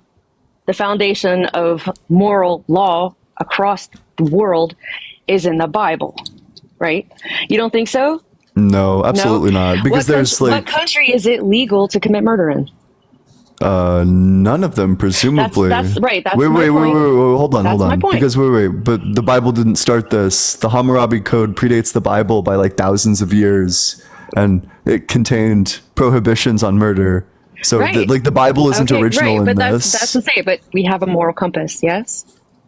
Sure, but I'm just gonna say that this moral compass largely came from evolution. Okay, so then how did the amoeba turn into a tree? How'd the amoeba turn into a tree? Yes. I don't know. Does the line go directly from amoeba to tree? I mean, that's just gonna. That's like let's asking, let's right? suppose. That's like asking how we went from, what I just forgot what it was called, but from, I don't know, the prehistoric human to the humans we are today. What is we don't have the Oh, line sure. of that, do Well, we? yeah, we do. So we know that the process is natural selection is like one of the leading mechanisms, that the traits which are good at surviving and reproducing are going to be more likely to survive and reproduce and thus be passed down. That we have these mechanisms of genetic mutations, and that these mutations can be advantageous, neutral, or disadvantageous. And depending on what they are, it leads to a greater, lower, or like equal likelihood that you're going to survive and reproduce. Okay, And if that's so- the case, then these so with genes are that going to get argument- selected for. Right, so Aisha, thank you so much for the live on air. W Aisha in the comment section. Appreciate that. So with that argument, how you do so much you for the then, Panther Paw. right? So then how do you describe the evolution of that failure where it's not natural selection and you see a society becoming weaker? Like right now, like look at our statistics on obesity and all of those things. But I want to debate the psychology That's of gonna be like a capitalism problem. Right, but go back, that's what I say, go back into the emotions of it, right? So, that's what I say, there's so many unknowns, right? And the other thing is wisdom itself. You were debating Genesis. Who was God's partner in creation? Wisdom. Wisdom is throughout, right? We have there's the entire book of Proverbs that's wisdom, right? And Whoa, the biggest thing, Dexter, thank you so much for the subscription. Welcome to the community. Anyone who got one. I have some questions about Proverbs. Actually, there's like a lot of mentions in Proverbs about beating kids. Do you think that it's wise to beat kids? quote one for me. Yeah, 22:15. Oh wait, I like 23:13 even more. I think it better illustrates the point. Do not withhold discipline from your children. If you beat them with a rod, they will not die. Okay. So that's a question of, all right, no, we don't want to go out beating our kids with switches, but do you not believe in discipline? I believe in discipline, but all of these mentions are of This is- beating kids with rods. There's like 6 verses that are just like this one. Did you ever put your hand into a fan or into an electric outlet or on a hot stove? I don't really remember, but let's say sure. It didn't kill you. Yeah, but if you Right, take so if you fall out take of something and like beat your kid, you're evil. That's super fucked up. That's not good wisdom. If you are beating your kid, one thing. If you are disciplining a kid, another. That's where it's an extremism. Nobody wants people going up. It says beating with rod. That's the word that's used over and over and over again in Proverbs. Okay, but look at the time frame. Like, that's what say. Look at the time frame. I thought it was They couldn't wisdom. take- I they thought couldn't Proverbs was wisdom. Right. Yes, have some wisdom. Back then, how do you discipline your kid? Do you reach down Same and way slap you them? do now. Oh, you take their freaking Game Boy away. You turn off their you TV. do the you turn same off their like electronics. stimulus. You could like put them in timeout or give them positive reinforcement for good behavior. And what would that have been back in those times? There's not a single time period where the correct thing to do was to beat kids. I'm not in fact, saying beating it kids is always I'm bad. not saying it is. I am saying, what if you take out the beat of the rod? How do you discipline your kids? You put them in like timeout or whatever. You could take away their stone tablets. They didn't have stone tablets, for crying out loud. You don't You think know so? that. You know that. That You they know didn't have that. stone tablet. Why would The they not whole- have stone tablets? Yeah, but you have deflected from my argument, which is I believe in God. My proof is based on the psychology of emotion, that we are built in His You've image. just based been on our pivoting all over the emotions. place. No, it's you. I'm deflecting to keep up with you, dear. You have never Wait, prove me because wrong. okay, wait. I just Prove want me to wrong. because I just want to track the conversation for those of you who have like gotten dizzy from it. First, you started off by pointing to emotion, but then very quickly you pivoted towards like morality. But then you didn't like the answer for morality, so then you pivoted to evolution. You had no response to why evolution is true. Then you said like, well, God made the universe with wisdom. Then you pivoted to Proverbs. You've been pivoting all over the place. Don't act like I'm the one pivoting. That's you. I'm following your lead. I'm letting you run this narrative. Yeah, this is. I just Now, gave you so bar for bar, I'm line circling for back, line the though, but conversation. yes, and I have been following you. So I'm circling back to the beginning. How can you disprove the theory based on psychology in regard to emotion? That humanity Yeah, that is I just say that emotion came from emotion. evolution. There's no reason why does emotion need to come from God. Prove it. Yeah, I can prove evolution pretty easily. So our second Prove chromosome. emotion came from evolution, please. Oh yeah, that's just going to be like, there's lots of reasons why emotions would be naturally selected for, insofar as they all have specific evolutionary advantages. Like disgust helps us stay away from things that are going to be deadly or dangerous to us. They help us have a sense of what we shouldn't be involved in, and then on a more complex, nuanced level, they help us stay in line socially. Things like anger gives us like quick bursts of energy and allow us to like react and attempt to solve problems. Things like fear help us not get like eaten alive. Things like happiness help us form close bonds. All of these things are absolutely essential for surviving as humans. Humans Okay. would not survive without these emotions. Okay, so in evolution, we can talk about, right, how a nucleus divides and how cells recreate, but what is the scientific process behind emotions? How are It's they just going to be developed? that's a neurochemical process. There's like specific neural pathways that are lit up, and there's like neurochemical transmitters that are released to create certain feelings. Yeehaw! Thank you so much, Pete. Appreciate it. Okay. So what are they? Which ones? The neural pathways. You want What the is the- specific? I can give you the Yeah. specific neural I want the- pathways I if you want to get I want pedantic. the neuroscientist. What are you brain going to do with psychology. after I give you the name of these? Yeehaw! Thank you so much. What are you going to do? Are you just going to pivot away again? No. I will take it as a lesson learned. See, I love learning. Yep. So the anger comes from the amygdala and in communication with the hypothalamus and the brainstem. Yeah, they know where they're processed, but how are they grown? Like, how did we What do you- go? Well, that's what you're saying What do you mean, evolution. what do you mean, how they Because grow? Did we as humans begin with emotions? Yeah, because we know that other animals experience emotions and that we Those are certainly had a instincts. common Is there a ancestor. difference between an Emily, instinct thank and you so much for emotion? the $6.66 on Cash App. W Emily, W666, W Satan, hail Satan. I appreciate it. Is there a difference between instinct and emotion? Instinct and emotion. Yeah. Okay. Yeah, it just like activates so different what parts of the brain. Yeah, absolutely. Okay, right. And so then, do you believe all animals, bugs, plants have emotion? Probably not. I don't Right. think plants have emotion. Wait, so what's the argument? My argument is God exists because we have like. How can you explain the development of our emotions? Yeah, so what's unsatisfactory about my explanation? You can't prove it. Which part of it? Wait, can you prove? Wait. Can you prove your theory that God said abracadabra and then humans appeared? Well, if you believe that you're created in God's image, and then you Yeah. read Wait. So prove that you're and then created in God's image. Go ahead. tell me one emotion that isn't mentioned in the Bible. Wait. Yeah. I just want you to prove that we're made in God's image.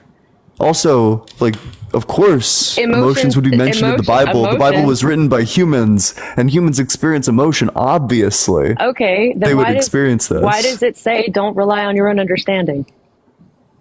Because the people who believe in it are sheep. Okay, can you create a human being out of the dirt? Certainly not. That's a complex process, but neither can God because God's not real. Well, that's what Grimlock, you, thank you so much for the $6.66 on Cash App. W Grimlock, W666, Right, so- W Satan, hail so Satan. you say God isn't real, but you believe in Satan? No, I don't. I just think it's funny. Okay, but it's not funny. Oh, you don't think so? No, I don't. Ring-a-ding bee sting. Ah, ha, ha. So what's the argument? So what's the argument? That's to say. Yeah. So my argument, that's to say, is if you read the Bible and you read it as like not a bibliography, but somebody who wrote a book about someone, right? You have 40 different authors that wrote a book about the same thing, right? And here's the other, like a convincing piece of evidence for me is why do so many people die in such terrible ways because they believed it? Prove it. Prove it? Prove it. You don't read your history books on how the assassinations or Didn't whatever you want to call it happen. of the apostles? Didn't They happen. didn't happen? Yeah, Okay. where can I read about these? Is it going to be in the Bible? The book that you're trying to prove? No, they're in other historical Yeah, documents. such as? Just like, gosh, you got me off guard right now. I don't have Google in front of me Gotcha. because I'm watching you in your live. I'll give you a quick here's another. spoiler. So, what about so the roughly, University roughly of three Israel? of the nine. Roughly about- 3 of the 9 apostles are verified to have been martyred. There's no mentions of the resurrection as being the source of the martyr. And also, there are martyrs for every religion. Well, thank you so much for the subscription. Welcome to the community. Appreciate it. Okay, but you're saying none of this stuff is real. So, okay, the University of Israel's archaeology team just dug up stuff on King Solomon. So yeah, it's not- wait. So, which? so So, no, what's so the that's- article, and why does that mean that God is real? So the question is, right, is you're saying you need all of this evidence, Correct. but then you say it's not real. So I bring up, the death of the apostles. You say, we don't know that happened. It wasn't real. But I'm saying, well, I know there's written documentation. Which apostle was King Solomon? King Solomon was not an apostle. Gotcha. Yeah. So Right, what's but the what I evidence? said- Wait. So wait. Before you But I pivot to brought another. that up, so You're pivoting. Let's No. not be a pivoting Perry. Let's just be a linear Logan. Your claim that you're defending right now is that the apostles got martyred. No, my Prove it. claim that Give the I'm source. defending right now is that there are other historical documents that support the history inside the Bible. That's my actual argument. Let me Yeah, clarify. but I'm just waiting for because you said that the apostles got martyred. I'm waiting for the argument. What's the evidence? What's the evidence? Yeah. Well, that's what say. It would be testimony, right? It would be written documentation. Yeah. Where can I see Okay, this? so well, that's Google. That's what say. I don't have a book in front of me. I have read them though.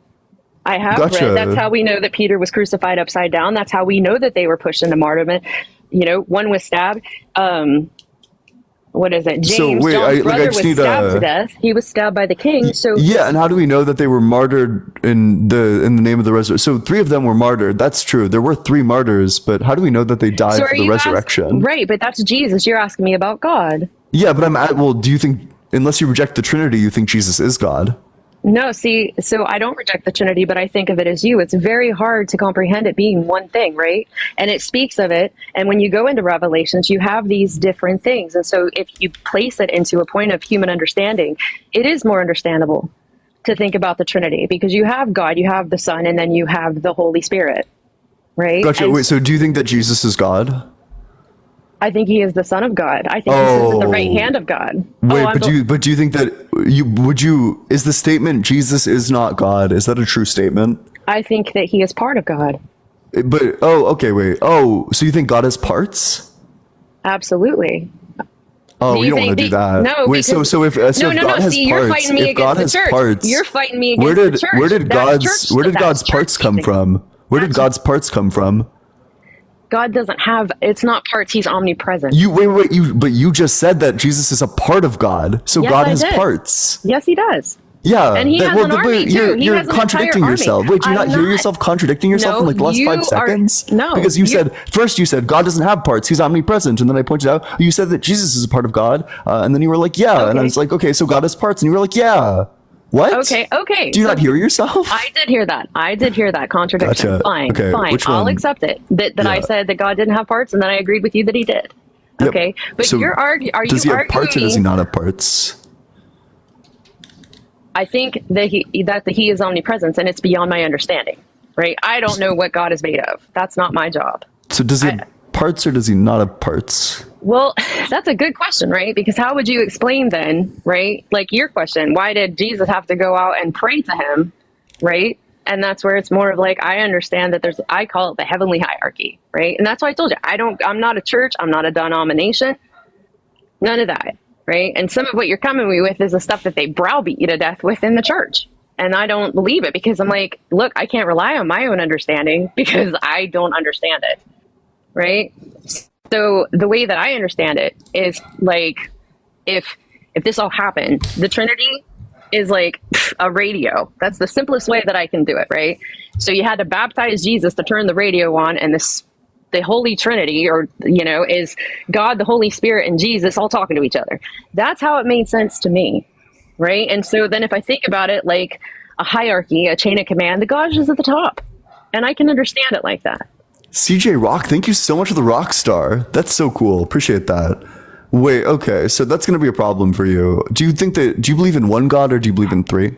I believe in one God. I Gotcha. believe in an Wait, so overarching we got- God, but we I got- believe that he has, right, but I also believe that he has his own army. That's why he has it says the Lord of armies and all these other things. And then you have the angels. I think it's a hierarchy, and he just is at the top. That's So- what I believe. So Jesus is God, the Father is God, the Holy Spirit is God. We would have three gods. I mean, in the same way that I'm a person, you're a person, and Danny is a person, we would have three Okay. people. Right. Just by So like why basic not? counting. Also, Why can't it be yeehaw, like thank you that? so much. Why can't it be like that? Why Oh, can't so then that- you don't believe in one God, you believe in three. No, I'm saying You're a I believe- polytheist. No, I say that there is God, and then he has an army, and so he has something at his right and left hand. Why does that mean that I don't believe in God or that I'm unfaithful? Because I Yeah, don't so if you- understand it the way that it's browbeaten through Christianity. I don't, but I believe that there is a God.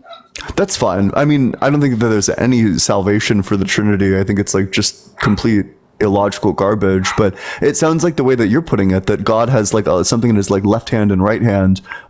Like if I was holding like a sword and a shield, I am not the right. sword and the shield. They're just like a tool. Whoa, Lotta, thank you so Right, much. and then Appreciate you that. just say the so same then you thing? would say that Jesus and the Holy Spirit are not God, which is blasphemy To who?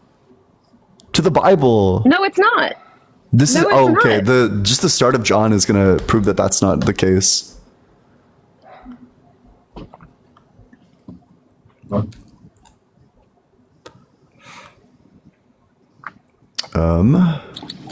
Where's the book? The Word became flesh. Where is that? I might be mixing up my books. Oh no, it isn't John. I'm stupid. How many different So- names does Jesus and God have in the Bible? 67. So Right. in the beginning was the Word, and the Word was with God, and the Word was God. He was with God in the beginning. Through him all things were made. Without him nothing was made that has been made, blah, blah, blah, all the way down to 14. The Word became flesh and made his dwelling among us. If the Word is God, the Word became flesh, Are which your words means yours? that Jesus Are your words yours? is God. Are your words yours? I'm not really sure how to answer that question. You said the word was God. Does that really mean that the word was God, or does it mean that the word was God's? The Word was God, or the Word what? The word was God, or the word was God's? The Word was God, or the Word was God's? Right. Are you what What? you say? Are you the words that you speak, or are you you? The Word is Jesus. Right. So are you now arguing with or against me that there is a God? By your logic, by the logic that's placed forward in the Bible, it says explicitly that Jesus is God. Where does it say Jesus is God? It Because mentions that Jesus is the Word, and it says that the Word is God. and if you go into Revelation, it also says he is the Lamb, and he has 67 different names in the Bible. Yeah. So Right. that's not mutually exclusive with saying that Jesus was the Word and the Word was God. Right, So but you how- need to affirm that Jesus So- is God. So how does my argument prove that God is real or is not real? Because this is blasphemy. I mean, you better hope that your religion isn't true. Because you and Right. I are going to be spending But how can eternity you- in if super you- hell together. Right, but- and Let's that's- go Hey, up top. If I fail, then I fail. I accept that. If I fail, then I fail. But the whole thing is you're saying it's blasphemy. Well, how can you say it's blasphemy if you don't believe? Because you don't care. Because that's going to be true in your view. That if you say that Jesus is not God, You can't that's like convict. that's how like can the, a that's like non-believer the convict- thing. It's like the fundamental thing. How can a non-believer convict me of blasphemy? Yeah, because you believe in because- something which fits under the definition of what you would also believe to be blasphemy. What saved the woman when she touched Jesus's robe? I have no idea. Was it like Her magic? faith. Her faith. Oh, I would have guessed magic. Faith, right? So it's faith. It's hope. Do you have hope? Do you have hope for waking up tomorrow? I guess. Not Right, well- like actively. Raymond, you- thank you so much for the $7.77 on Cash App. W Raymond, Well, I'm- W777, W Jesus, Hail Jesus. I appreciate that for if you don't John have 858. if you don't have hope actively, are you doing okay? What? I mean that genuinely. If you don't have hope actively, are you doing okay? I'm doing fine. I'm chilling. I look forward to like lots of things, but I don't really like, oh, I hope that this happens. I really hope that this happens. I just And- like live life. And that's because of unanswered prayers, huh? I heard it in the other argument. Oh, okay, wait. So John 8:58 says, "Very truly I tell you, Jesus answered, before Abraham was born, I am." Yeah, and so my understanding of that, right, is Jesus was up there in his other form prior to coming down here. I don't think Where did he come from? the heavens. Yeah, read- but where did he like originally come from? Where did Lucifer come from? Where did the angels come from? Wait, so you think God made Jesus? Yeah. So you think Jesus had a beginning? Yep. So why would you worship? Why would you be like a worshiper, a follower of Christ, instead of just like a follower of God? I'm both. Okay, but why would you be? Because it seems like when I asked you, you said that you're a follower of Christ. But if Christ is like the bottom bitch, like why not just follow God? Why do you follow the law? To me, Because I don't want to go to jail. Because there's like moral right. issues. I follow Jesus because he says that is the path, and I don't want to go to hell. It's the chain of command to me. Okay, so you just do you don't follow like the most powerful entity. You just follow Jesus because you don't want to go to hell. Well, that's to say that's where if you go into the Torah and the Quran and different things, right? They have different what they believe are Raymond, different thank you so much avenues. for the $6.66 on Cash App. W Raymond, W666, W Satan, Hail Satan. Apparently, there's an Exodus verse which like 1-to-1 corresponds with this one, where God claims, "I am." So it seems like there's evidence for it, but no, that's fine. I feel like we've drifted like kind of astray, but I'm still We interested. did because I just started talking to you rather than debating you, and that's okay. No, that's fine. Well, I'm not like the reason I believe in God fundamentally is because I had no evidence that he existed, and then my friend presented me with a really good argument for why he didn't exist. And how trustworthy was that friend? Pretty trustworthy. Are they still your friend? No, I mean, he's no longer alive, but that's a story for another day. No, that's okay. I was being nosy. No, that's okay. You're chilling. That's the whole thing, right? Is it's like believing. That's to say, it's like believing emotions. You feel them, but you can't see them, right? That's kind of why I brought it up. The whole thing, right? And Yeah. I have a degree I do have a degree in psychology, right? And so in all the studies that I've done, it always leads back to the roots of the science came out of the Bible, because to be able to study the brain, right, the way that they wanted to is they had to separate it from religion. That's actually part of the history of psychology. So when you're getting into the, provide evidence, and people say, I believe in science. Well, do you believe in the social sciences? Because that science originates out of this particular book, right? No, And so- that's super not true. That's not true Yeah. at all. Because so your book originates out of Plato. This is where like all of your metaphysics come from. They come from Plato, and Plato actually founded, or I don't know, he was probably predated in psychology, but he wrote about psychology. right. But Plato also wrote about the Bible. So You yeah, think Plato wrote about the Bible? if you look at his writings, there's reference there. Yes. There's similarities and reference there. Yes. How much Plato have you read? How much Plato have you read? Have you done a How cross connection? did Plato go in the future like 400 years? How did Plato do that? How did Nostradamus do it? Do you think that they were prophecies? Plato and didn't seers? write about the Bible. That's not true. Do you think he would? He Well, that's, predated the Bible by like quite a bit. Yeehaw! Thank you so much, Told Fable. well, maybe I've got it backwards. But the whole thing is I was just like you. I was like, I don't believe. It's not real. It's a whole big thing. And as I studied psychology and all of those things, that's my personal experience, which you don't want to debate, but I'm saying that's where I got led, was through my psychology studies. Objectively, I looked at it objectively, right? And That's fine, but I'm telling you that Yeah. psychology started like much earlier in ancient Athens. okay. Do you got anything else for me, or should I move on to the next guest? I'm going to let you move on to the next guest All right, because I well- think it's a matter of you don't want anybody to change your mind because Well, you're if there's like a good you're- argument for it, I'd love to. well, then the argument is between you and God and no other human. Okay, I'd steamroll God in a debate. God, you're being incredibly bad faith right now. Maybe. Well, I wish you the best, sir. Thank you for having me. Yeah, thanks so much for coming on up. Make sure you're double tapping on that screen. Let's get all the way up to 100K likes. If you want to support the stream, the Venmo's allegedly-Ian. The Cash App is just allegedly Ian. Both are in my bio. Appreciate it very, very much. Thank you so much. If you're in that guest request box, make sure you're 18 or older, that you believe in the God of the Bible, Torah, or Quran. If you don't do that, probably not going to talk to you, and that you have an argument which does not involve personal experience. And with that, we can go to the very next guest. But keep on sharing it with your friends. Let's get all the way up to 100K likes. We got this. What's up, movies? How's it going? It's going good. Yeah, how old are you? I'm 48 years old. Yeah, and what religion are you? I'm no religion, but I follow Jesus Christ. Oh, come on. Just call yourself like a Christian or whatever. I'm not a. I'm a believer of Jesus Christ. And what's your strongest evidence that God exists that does not involve personal experience? It does not involve personal experience. Yeah, I don't want one that involves personal experience. I don't want like a personal anecdote. Otherwise, it just turns into like trauma dumping.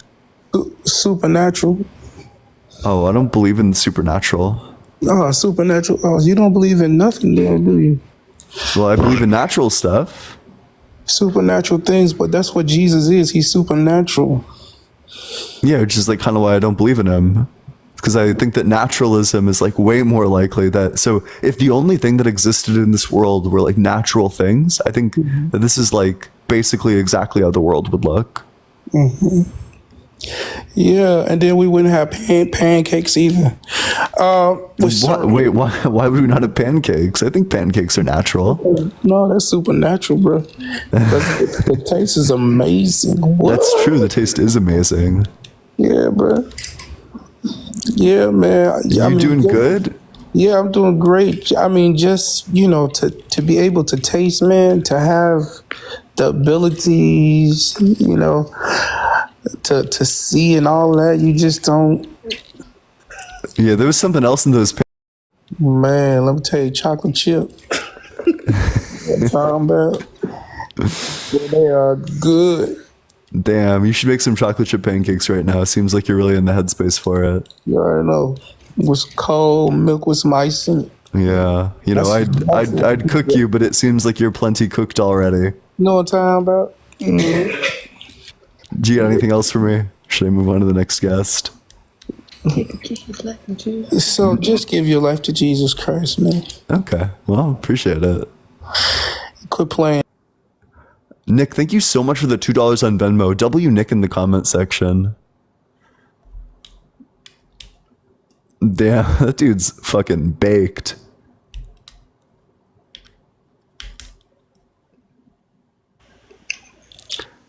Hey, what's up? How's it going?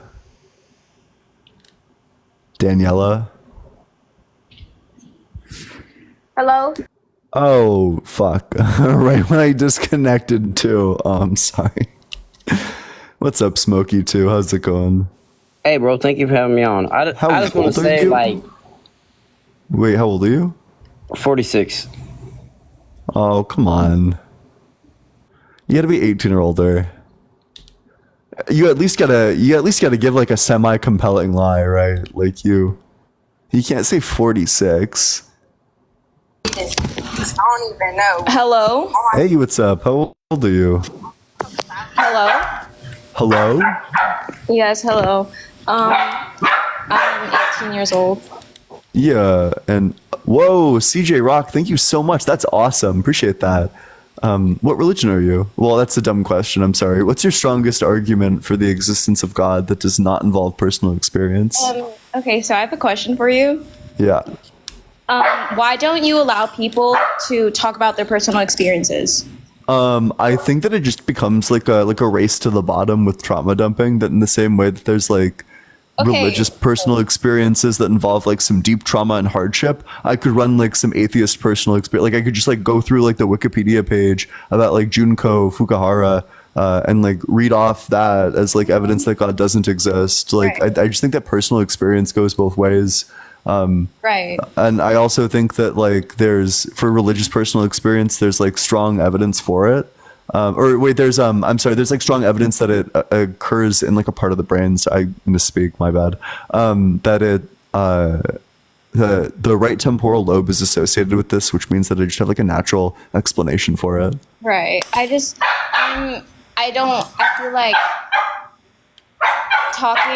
like if I told you I have seen Jesus, would you believe me? Definitely not. But that's what you believe, right?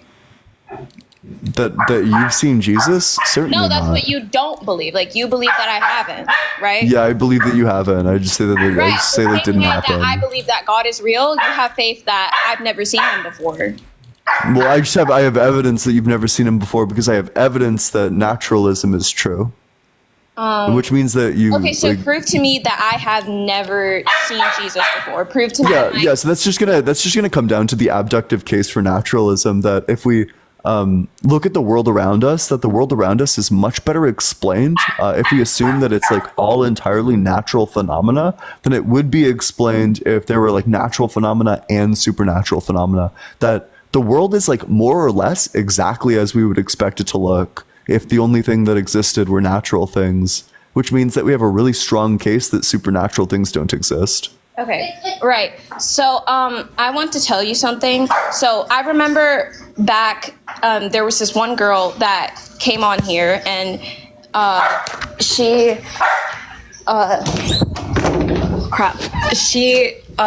was, so you said that God told the people to kill their babies, right?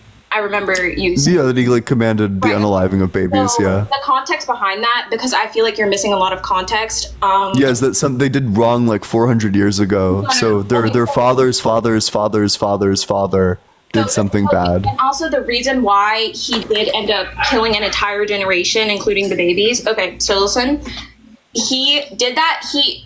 He said it for hundreds and hundreds of years that he would,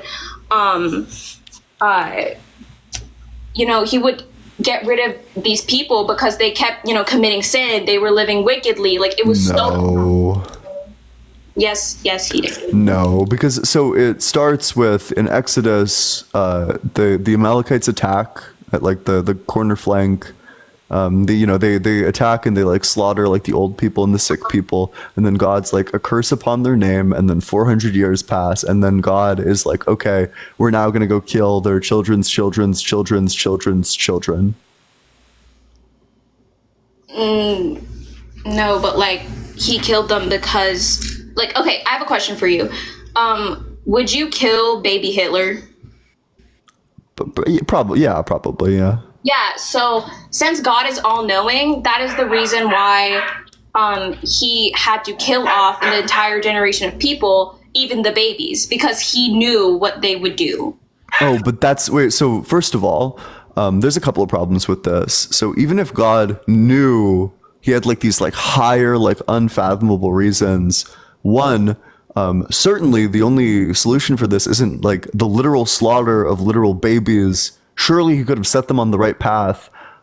Two, I just have no reason to think that that's like actually the case. And three, so I have no reason to think that that's the case insofar as like they give like an explicit reason in the Bible for why they did this. And it's not because they all grow up to be like super Hitler. It's because they did something wrong like 400 years ago. And three, why does he command the Israelites to do it? Can't he just like say abracadabra and then just like poof these people out of existence? Why does he need to force the Israelites to slaughter literal babies? That seems really bad for their moral development, and it seems like it would really cheapen life if you killed off an entire group of people, an entire ethnic group.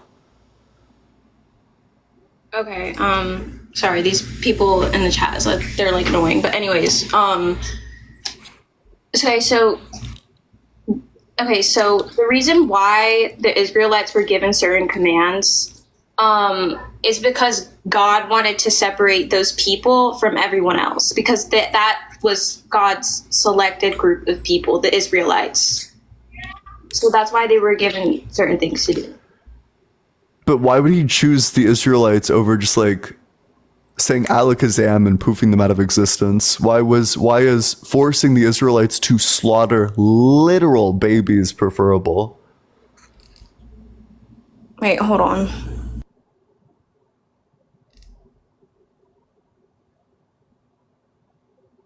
I'm holding.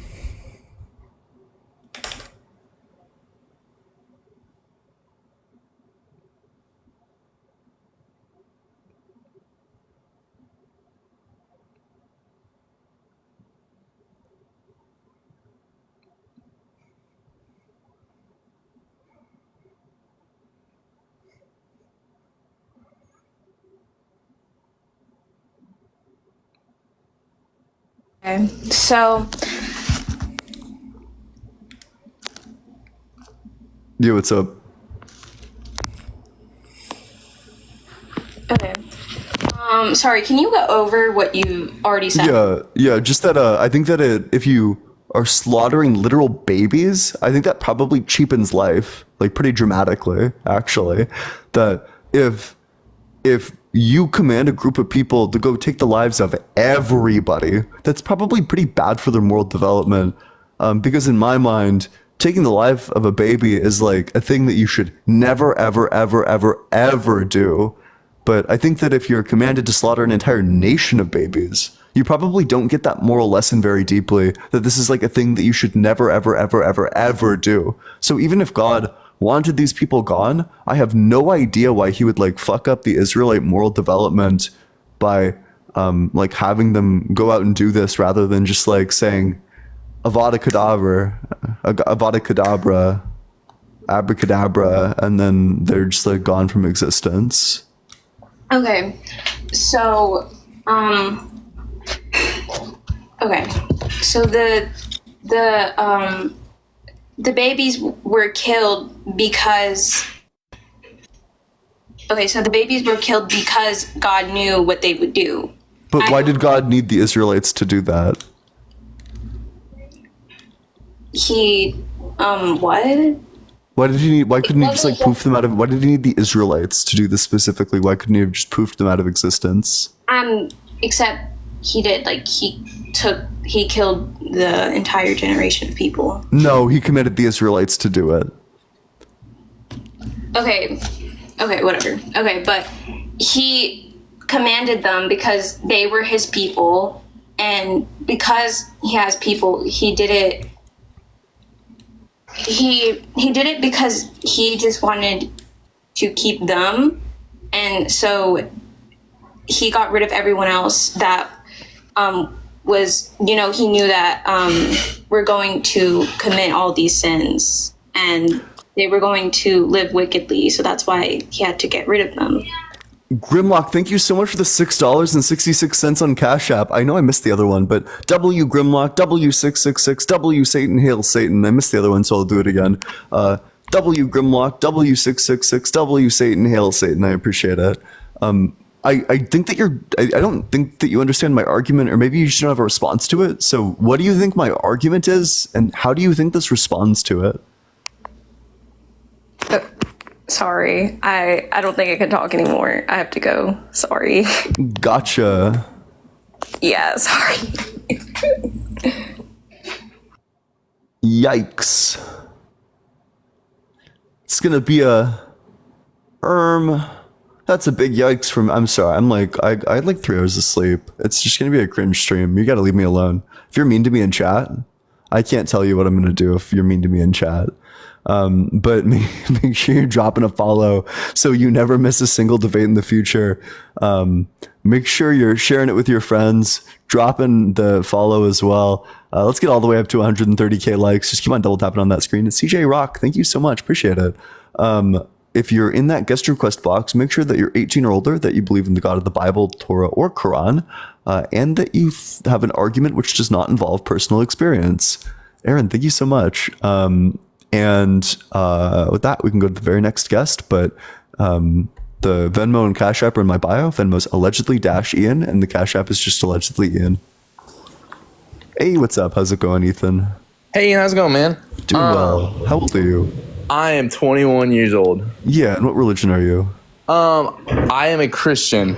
Gotcha. So what's your strongest argument for the existence of God, which does not involve personal experience? Thanks so much for the gifts, guys. Yeah, well, dude, this is actually crazy. I'm like never on this app anymore, and your live stream popped up, and it's cool. Like, I've been watching your stream, and the people who've had, their arguments, some of them just fall short from really anything that makes sense. But dude, I have recently devoted my life to Christianity. But I would say 4 or 5 years ago, I was probably in the exact same boat. I was actually quite the evangelist of atheism and how God couldn't exist. It doesn't make sense. Science. Yeah, I mean, and me to you, if you go back like 10 or 15 years ago, I was quite the Christian. Well, there you go. We must have swapped places, bro. Yeah, exactly. But dude, I was strong. Like, science, like the Bible makes no scientific sense. You have to be an idiot to believe there's a God. Like you like that was me. Ethan's cooking.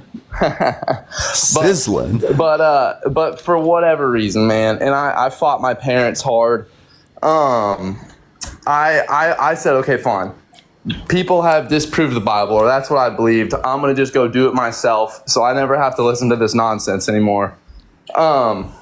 And I did some, I would say hardcore studies. I went to Biola University, which is in California. My aunt lived in San Francisco at the time, so I actually moved there for a few months. And I met a professor at Biola who is named Sean McDowell. And if anybody's on this stream and wants to go look into it, he's a super smart guy. And I think it's pronounced like what? Vala? Fuck. Oh God, don't clip it. Fuck. That went so bad. I'm sorry. Please keep going. No worries. And yeah, man. And I'd say I've had some strong personal experiences, but I get that. Let's just skip the personal experiences. Yeah. I'm gonna skip that. So basically, dude, I was hardcore. And what are you, man? Are you like scientifical, like naturalism, like you believe in evolution? That's like the only thing that makes I believe in like crystals and astrology. Oh, okay. No, I'm kidding. I'm a naturalist, yeah. Okay, well, gotcha. So I went there and I had all this research, and I was like, dude, all right, let me just go prove evolution to this guy. And he sat me down with another guy, scientist, whatever, and they disproved evolution in kind of just the most elementary way possible. What's the disproof for evolution? Let's hear it. So basically, I'll just give you one or two. I could talk for a long time. I don't have that much time. But one of the things, man, is the lack of evidence for evolution over a course of a long time is hard to prove because there's no missing links that have been fossilized. So from a bird to turn into a dinosaur or vice versa, or a monkey to turn into a human, there had to be steps. It didn't just wake up one day and create a human. There had to have been steps that like slowly changed over time. Yeah, and that's luckily we actually can find the missing links in our DNA. So let's take a look at our second chromosome. So our second chromosome, our chromosomes have these things called telomeres, which are essentially like when your DNA replicates itself, it needs to like consume these telomeres, and it's like these centromeres, which like wraps around. So like centromeres are at the center of chromosomes, telomeres are at the end of chromosomes. Our second chromosome, however, is a perfect fusion of the 2A and 2B chromosomes that are shared by every other great ape. So we know that we shared a common ancestor with the other great apes because we have telomeres where we shouldn't have telomeres, and we have centromeres where we shouldn't have centromeres. This makes literally no sense at all, even a little bit whatsoever if you think that we came from natural, or if you think that we came from intelligent design. But this makes perfect sense if you think that we came from evolution. So if evolution isn't true, if it's all debunked, why is our second chromosome a perfect fusion of the 2A and 2B chromosome that's shared by all the other great apes? Well, it's not just the apes. You can find that chromosome in other species as well. But you absolutely can. But also, absolutely not. Wait. But I'm asking you. I asked you a question. Wait. So why is our second chromosome like a perfect fusion? Well, I will ask you if it, like, hypothetically, right? There was a creator in intelligent design. Why isn't he allowed to use the same DNA structure? Because every living creature carries DNA, right? And it's very similar. Because the way that the second chromosome is designed would be a really shitty design, because telomeres don't do anything if they're in the middle of the chromosome. They only do stuff when they're at the end of the chromosome, which means that if God designed the second chromosome, he did a piss poor job of it. Well, I wouldn't say he did a piss poor job, because unlike the apes, you and I are allowed to express emotions and intellect, and we have feelings deeper than apes. Yeah, and that's not because of our second chromosome, by the way. Well, dude. Also, we are apes, by the way. I don't know if you know that. Well, then, so can you show me, like, how evolution, shouldn't we still be evolving if evolution, we are. Like, I would say, well, we haven't. There's been no documentation of it. Yeah, there is. Yeah, so you can look at all the vestigial organs. Like, we have this like vernonasal organ, which is like a remnant of the past that's literally not even wired to the brain anymore. It gets like less and less over time, and other animals still have theirs. Lots of other mammals still have it. It's active in like literally every snake on the planet. Like, every snake still has it. It's just that we've evolved to a place where we don't really use it, so we don't really need it. So it's leaving. So how would you explain this vestigial organ? Or you might be Googling it. If you're off the app, I can't hear you, but that's fine. You can no nasal organ. Vomeronasal. It's called vomeronasal organ. Yeah. It is unfunctional in humans. We'll wait for that. Let's get... It's everyone's favorite time again.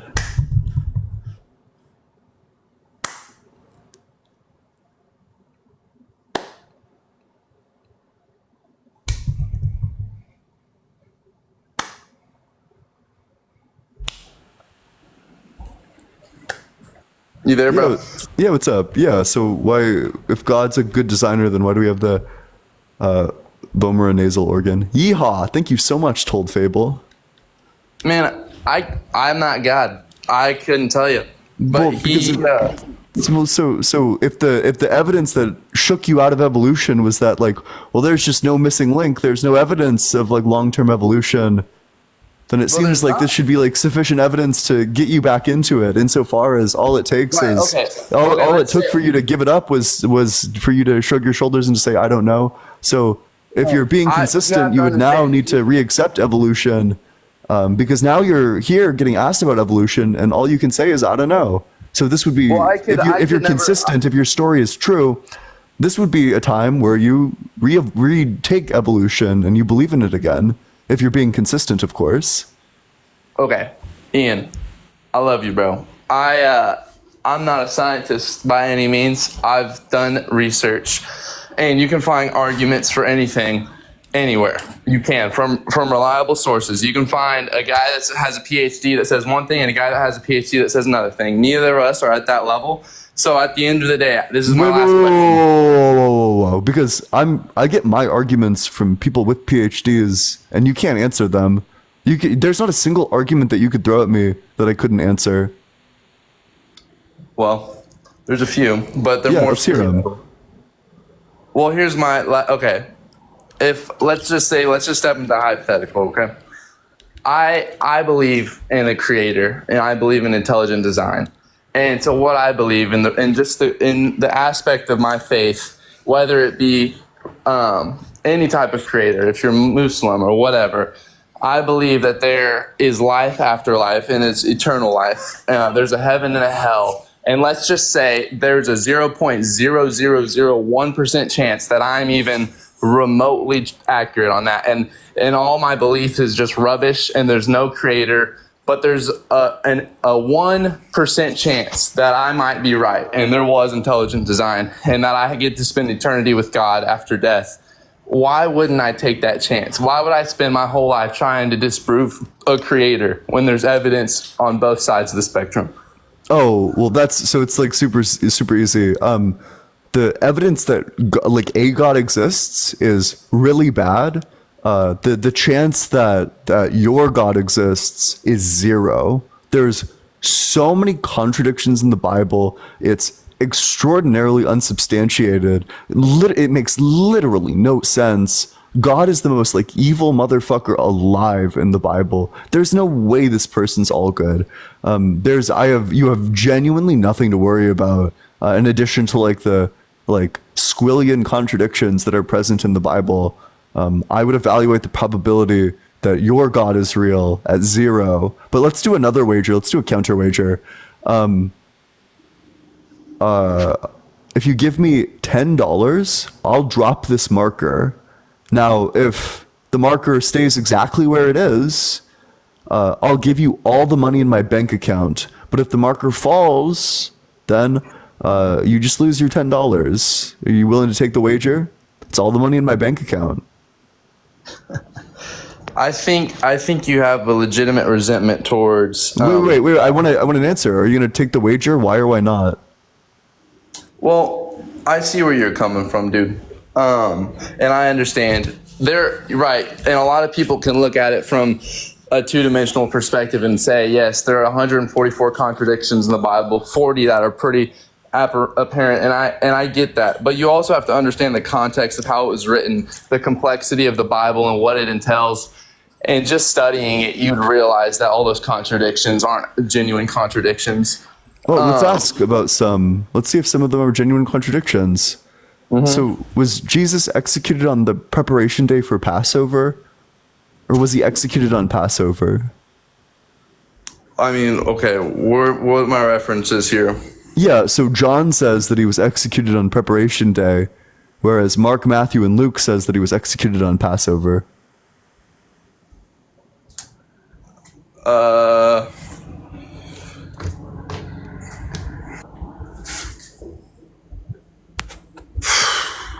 I'd have to look at the timeline of that, but so you're saying John said that he was executed on preparation day?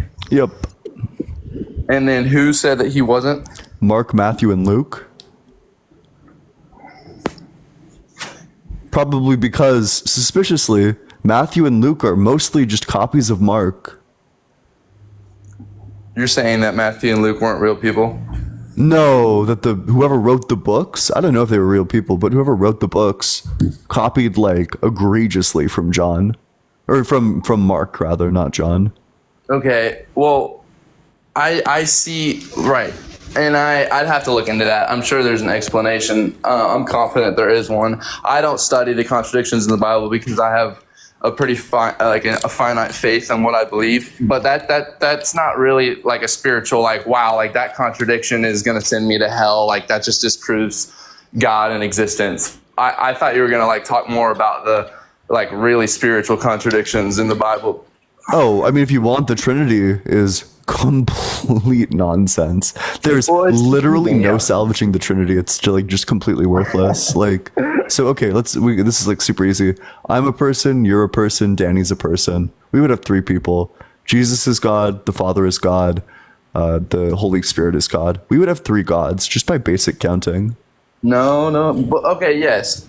Right, because we are human beings and we operate in a world like you and I can't. So the Trinity doesn't make sense, is what you're saying. So it doesn't make sense. No, the Trinity makes perfect sense. You know why? Because I believe the purpose that I am God, I am 1 and 3. The Holy Spirit lives inside, who is Christ, and like I can't wrap my mind around it, dude. I try all the time. Like, how does this make sense? Like, I try to explain it to people, like the Trinity, 3 in 1. Like, Yeah, that could just you kinda try disproves explaining the itself. Trinity to For me? one God. How is it 3 in 1? Because from where I'm sitting, from what I hear about the Trinity, we have 3 people, all of them divine. Seems like we would have 3 gods, but it's insisted that it's one God. Right. Well, it says you see that Jesus is present before creation, right?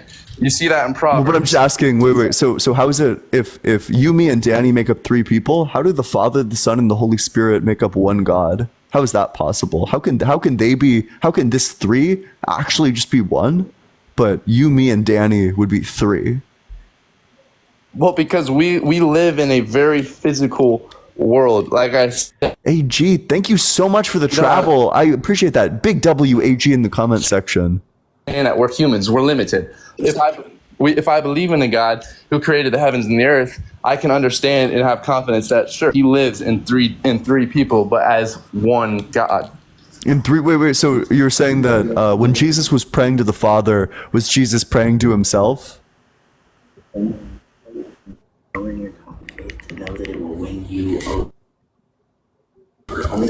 How does one person Say live that in again, 3 sorry, again. people? God isn't a person. God created us. And Okay, wait, Jesus so- Christ was a person because he sent him down to save humanity. Oh, but you said that God lives in the 3 of them. But I'm asking, like, in what way? No. The Holy Spirit lives. Like, I have the Holy Spirit. Jesus Christ walked the earth, and then God is the creator. He's over. He holds dominion over the earth. AG, thank you so created much. you and Appreciate I. it. But these are 3 people, correct? These are 3 different people, right? The Father is a different person from the I Son, wouldn't call them is a people, different I would person from the definitely call Holy them- Spirit. Like persons. Sure, if we're maybe. labeling them as people, yes, sure. Yeah, they're 3 Like they persons. are not. Yes, So is God a person? 3 in 1. God is absolutely not a person, but Jesus Christ is a person, and Jesus Christ is God. So is the Father a person? The Father is definitely a supernatural being that I don't think has ever manifested himself in physical form. Okay, But maybe we know we're that the getting only stuck on the word person. Maybe like mind would be better. Is it Yeah, 3 minds or 1 mind? Dude, it's one entity, bro. Like, Is it it's- 3 like I said, minds or is you- it 1 mind or is it 3 minds? Because if it's 3 minds, then you would have 3 gods, and if it's 1 mind, then you have some weird ass Bible verses that you need to explain.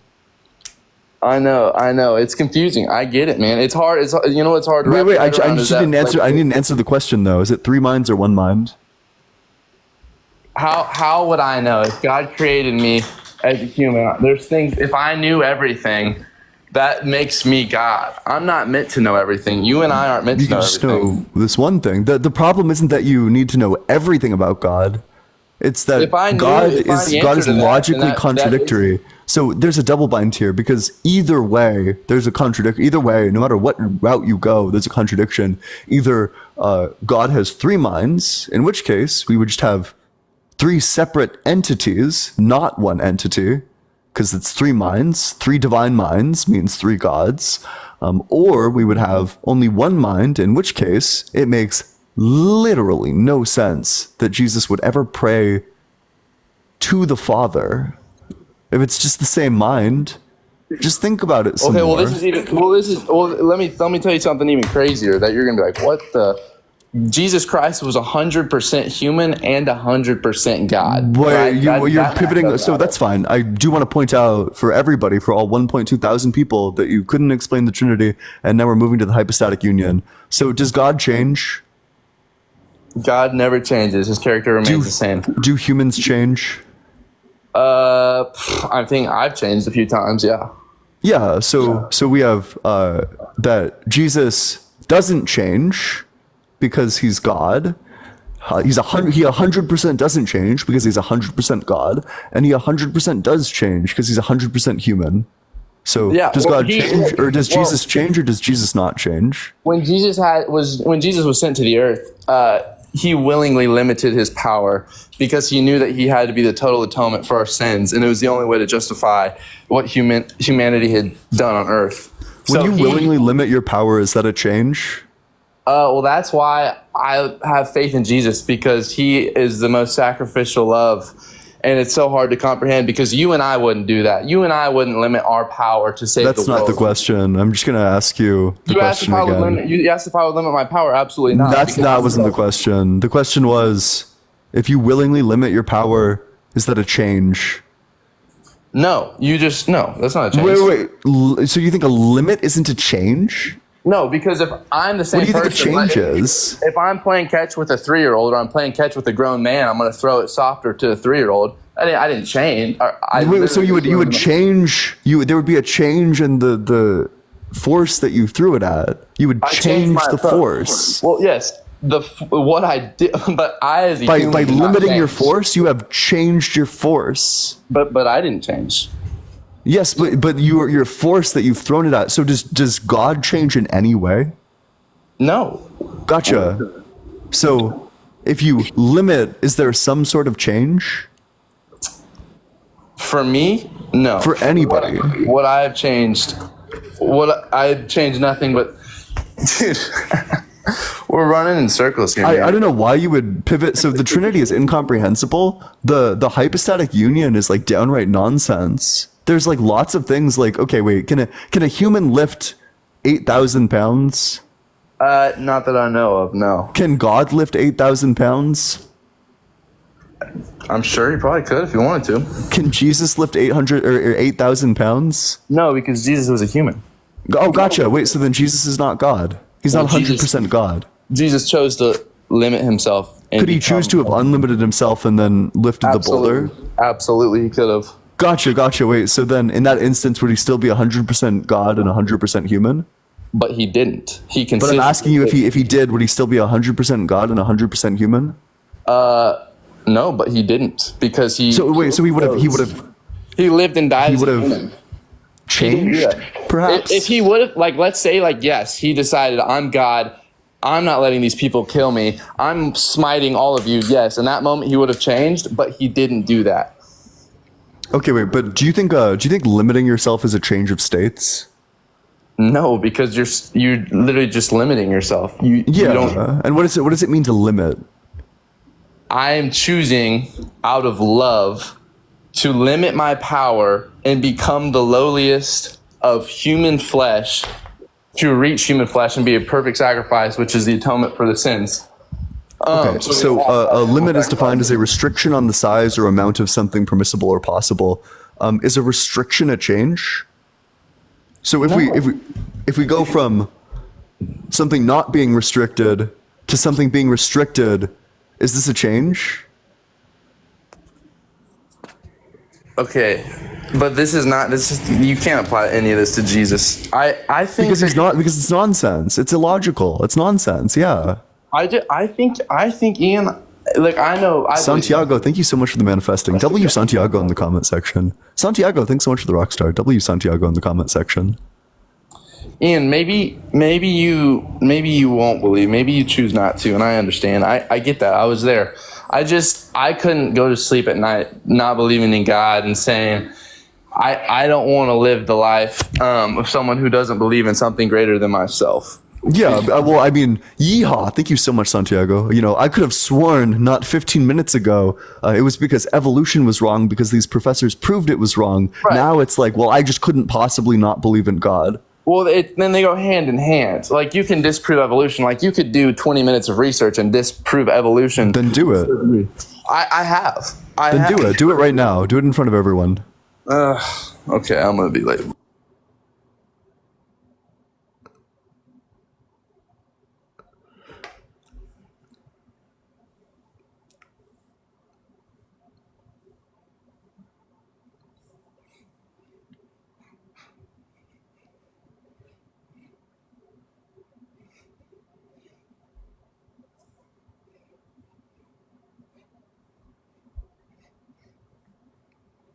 Yeah.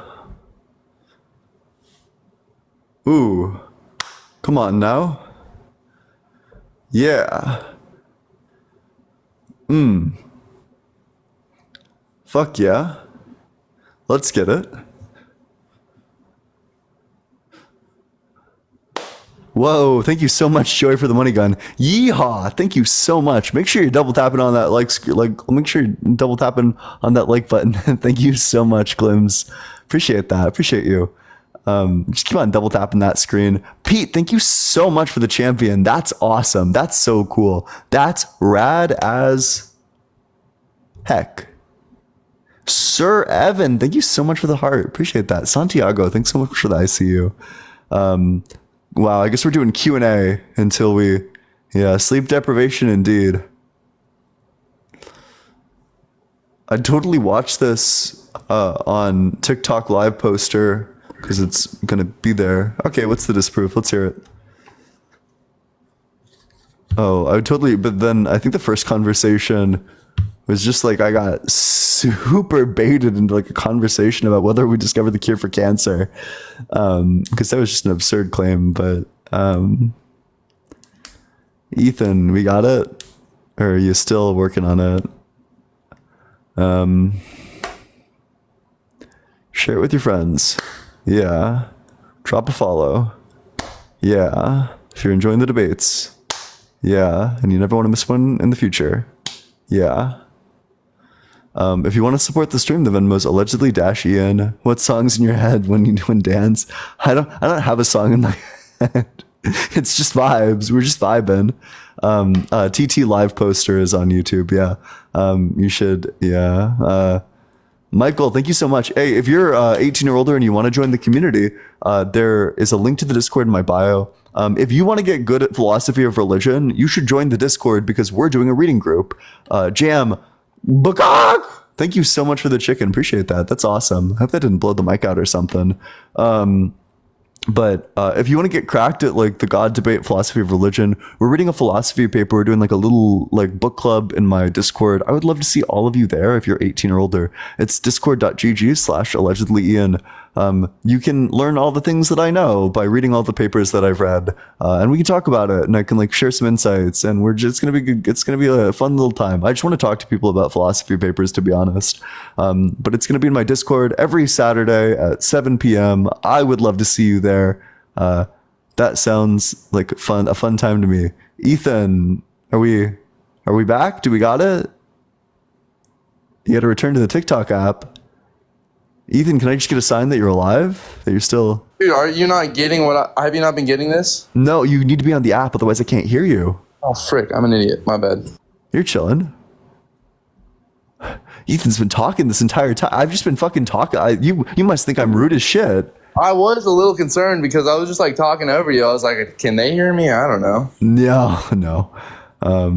Yeehaw. Thank you so much. Yeah, what's the source? Live is I don't know why it won't let me like. Because if you leave the TikTok app, your mic cuts. Oh, so I can't.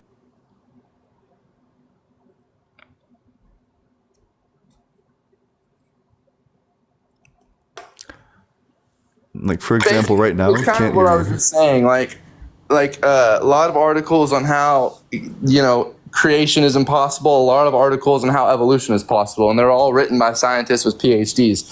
So I feel like at the end of the day, it's pretty much just a faith question. Ian, I'm probably gonna head out. I just want to say I love you, bro. And I love you too. Thanks so much. Appreciate that. This journey of life you're on, man, is a lot of ups and downs. But I just want to say that God's always gonna love you. He created you, bro. Yeah. It's okay. And one of these days, maybe he'll get a hold of your heart, maybe he won't. But I just want to leave you with what I said earlier. Like, maybe there's just a 1% chance that what I believe in is true and that I get to spend eternity with God, or maybe I don't. But I'm taking that 1% chance over not giving it a chance any day of the week.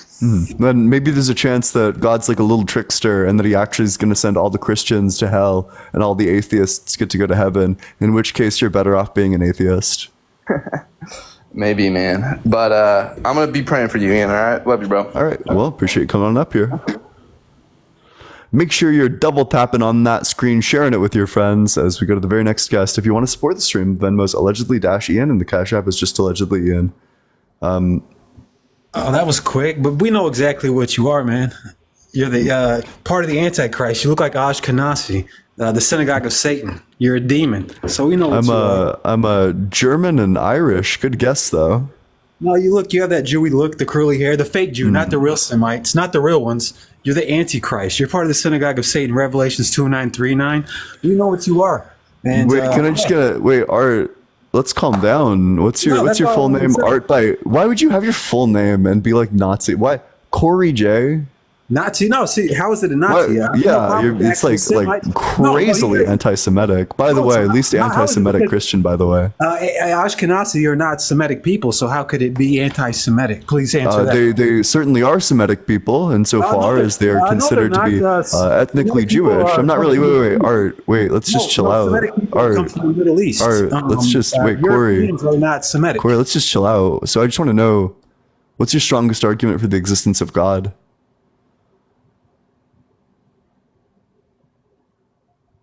Corey, do you have an argument, or do I need to move on to a guest who does? I just want to come here. I know what your tricks are. You're part of the Antichrist. Yeah, I use logic. My tricks are that I read a lot of philosophy papers and I think about the issue a lot. That I do a lot of research. Damn, we got an anti-Semitic Adrian over here. You got an ad homing. No, you can keep ad homing Alexander. No, you could say that, but you're not Semitic. You're a European convert, or the Ashkenazi are. They're not real Semites. I'm an atheist. I'm Irish and German. Are actually the anti-Semites. Good guess, though. Genocide. No, committing genocide against the Palestinians, who are actually Semites, is by definition anti-Semitic. Well, so both the Jewish people and the Palestinian people are indigenous to the land, but obviously genocide is bad. Yeah. It is bad, and who's committing it? The Zionists, the Ashkenazi, the ones that are pretending like they're the chosen people. Since we're talking about biblical stuff and all this. Wait, but Corey, can I just get an argument for why God is real? Do you have an argument, or do I need to move on to a I'm not guest? here to argue. I'm just here to call you and tell you what you are. You're on. Gotcha. So you just came up here to JQ post for a little bit. Do you think? Wait. Do you think that you convert lots of people to your religion and worldview when you come up and just like? Did I say I'm here to convert anybody to anything? Well, yeah, that's fine. And the reason why I'm keeping you up here is because you're so off-putting to people who are on the fence about religion, because you're fucking psychotic. No, I'm not. I'm truthful, and a lot of people can't handle the truth. That doesn't make me psychotic. That they're too weak and then they can't wrap. So you came up for a debate about God with no arguments. Who said I was here to debate? Christ is king. Well, yeah. Wait. So I'm just okay. Wait. So God's that's fine. Corey, I'll just ask you a question then. Told Fable, thank you so much. So if God's all good, why do we have? Oh, he ran, folded like a chair, scrambled like an omelet, reformatted like a hard drive. I accept your surrender. Imagine getting folded before I even ask a single question. Way too easy, Corey. Told Fable, thank you so much. Appreciate that. Yeah, let's get a big baby bottle in the chat for Corey. Flipped like a pancake.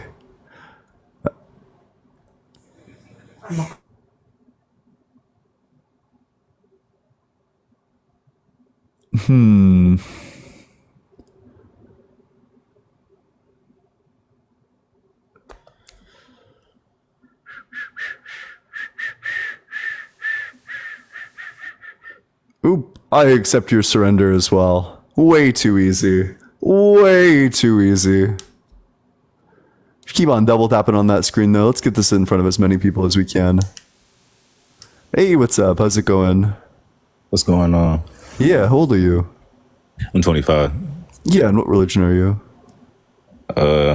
Christian. We can say that. So what's your strongest argument for the existence of God which does not involve personal experience? Nah, I'm capping. Honestly, we don't know if he real or not. Y'all just do what y'all do. Live life. It's not that deep. Y'all be easy. Based. Cool. Sounds good. Who's this person talking like mad shit? Oh yeah, it's like a person not even in the guest request box. That's fine.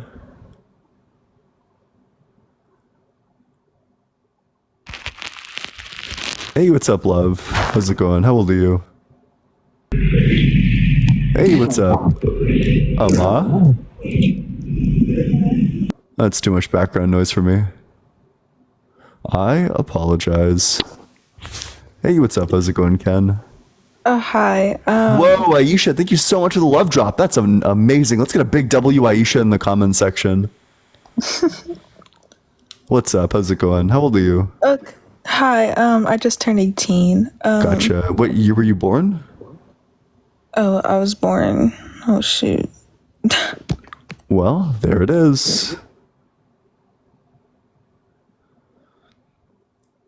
That'll do, donkey. That'll do.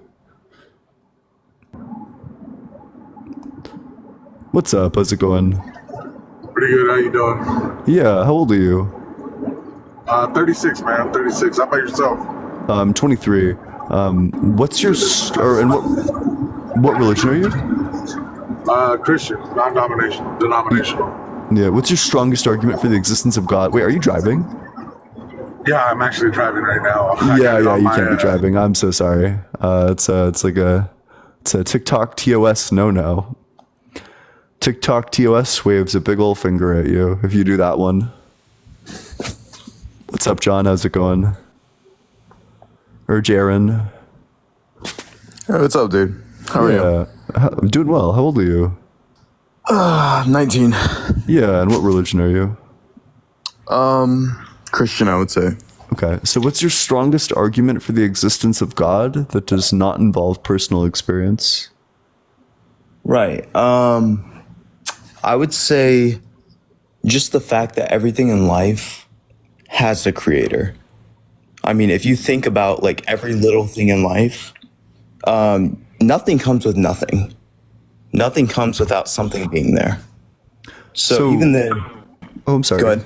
Yeah. Oh, I was just going to say, I don't think that something ever came from nothing. I just think that something has always existed, that if you go back farther and farther, there's just going to be more something. But if that's the line of argument you want to go with, then where did God come from? That is a very good point. But also,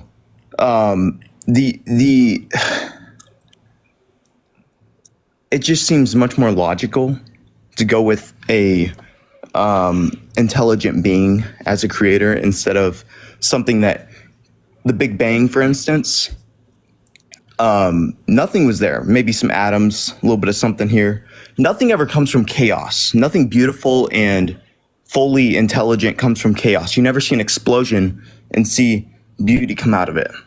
And the world that we live in is very beautiful and very intelligent. And there's so much going on. Too much for an accident to happen, like, honestly. Yeah, so it's a good thing that our world is like extraordinarily like unintelligent in its design.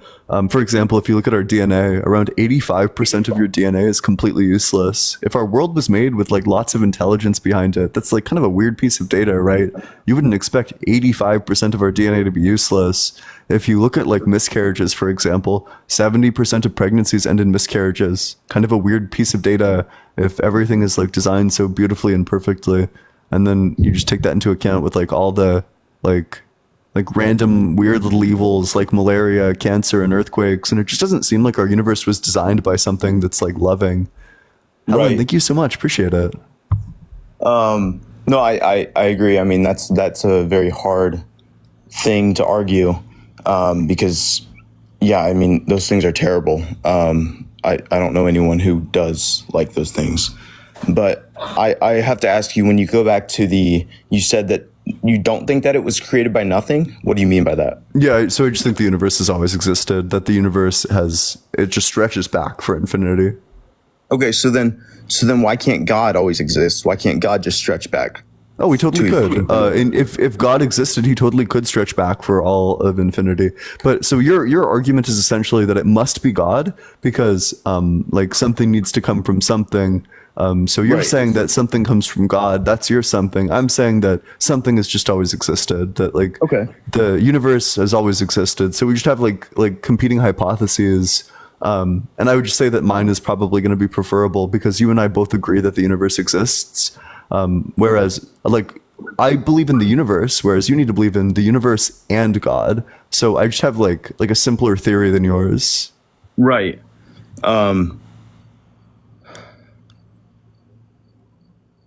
Yeah, it's definitely simpler.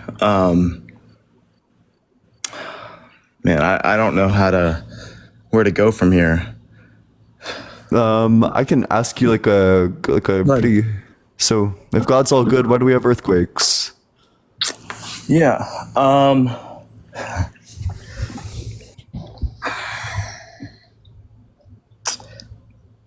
It's okay if you don't have an answer. It's like it's not an easy question. It's really hard to justify the bad things in the world,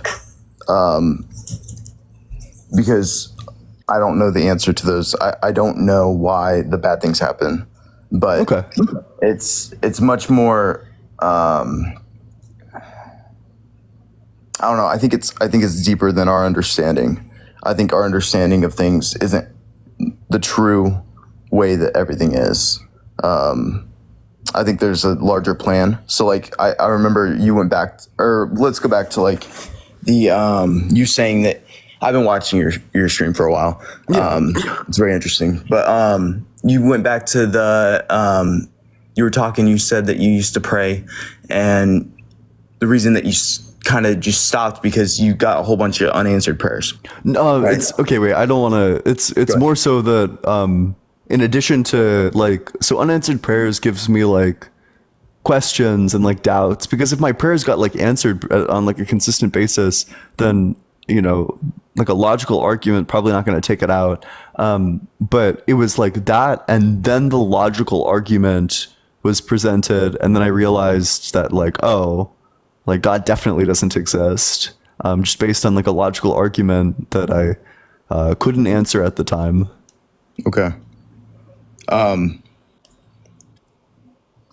Well, I would say that everything is a bigger plan than what we think. So when we pray or when we see these bad things, we have a very small understanding of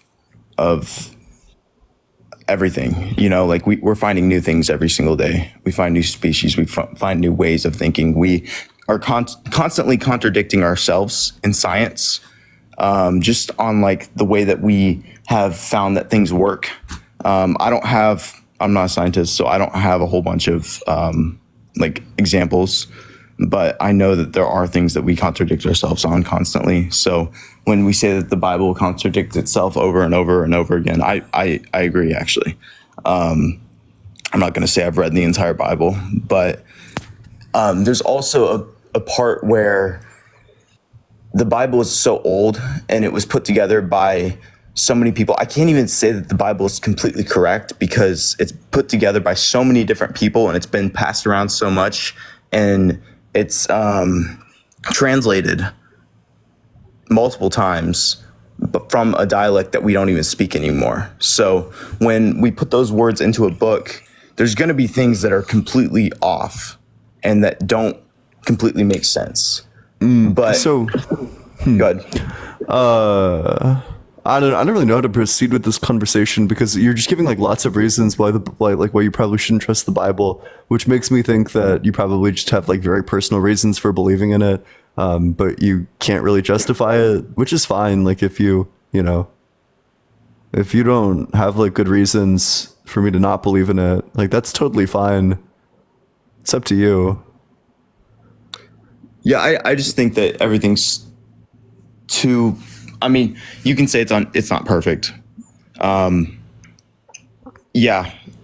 Sure. From our perspective, things aren't perfect, but the way that things work, the way that your body just is able to sustain itself from 3 things in life, that's insane. I mean, the way that we're able to communicate with each other, the way that we're able to love.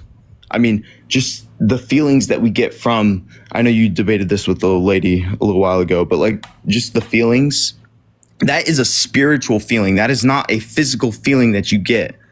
You have connections. You're able to read people. You're able to understand what other people are feeling and saying, and you don't even have to use words. The way of communication that we have is so much more than words, so much more than just body language. There's more there, and I know that you feel it, and I know everyone else feels it too, because there's more than just a physical connection that people have. No, so we know exactly where this comes from. These are called mirror neurons. They like literally mirror what is happening in the other person's head to help you understand them and like better pick up on social cues. There's a really good evolutionary reason why we would have this if we live in like complex social societies. Also, Grimlock, thank you so much for the $6.66 on Cash App. W Grimlock in the comment section. W666, W Satan, hail Satan. I appreciate that, Grimlock. That's rad. I just think that we have like good reason to like we know what causes these. We know it's like mirror neurons. And we just have like really good reason to think that these came from evolution. So what about this?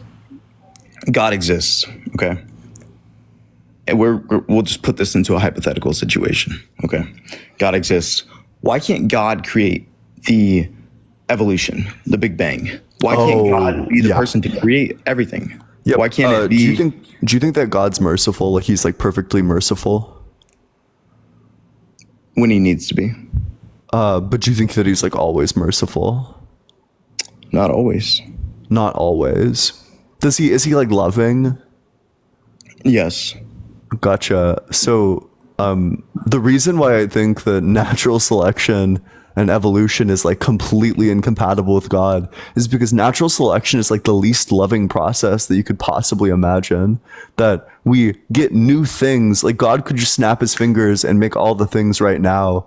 But that's not true. Instead, he decided that the new things would come about via this like vicious process whereby things are like tearing each other apart brutally. That there's like an entire category of animals, carnivores, who only exist by inflicting like an insane amount of pain and suffering on other animals. That the lion's only capable of existing by like goring 10 gazelles a day, painfully and brutally.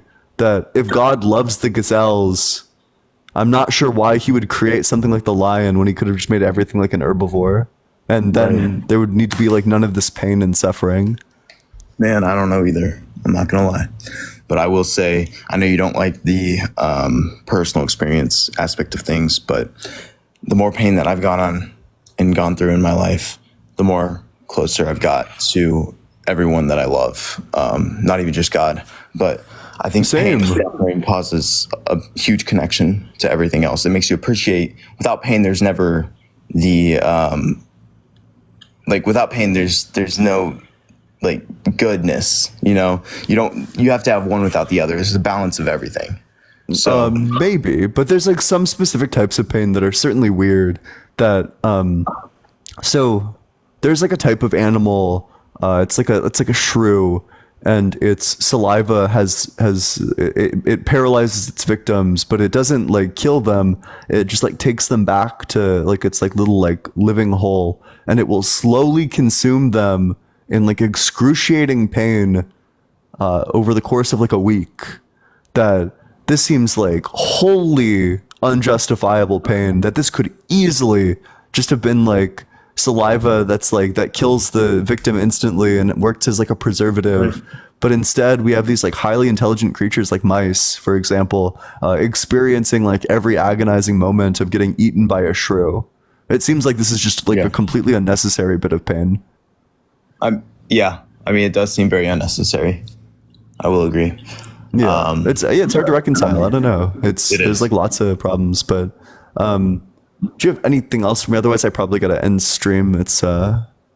No, you're good. No, I appreciate everything. Thank you for letting me talk, and I hope you have a great rest of your life. Yeah, I hope you have a great rest of your life as well. Thanks so much. Appreciate it. It was a lovely conversation.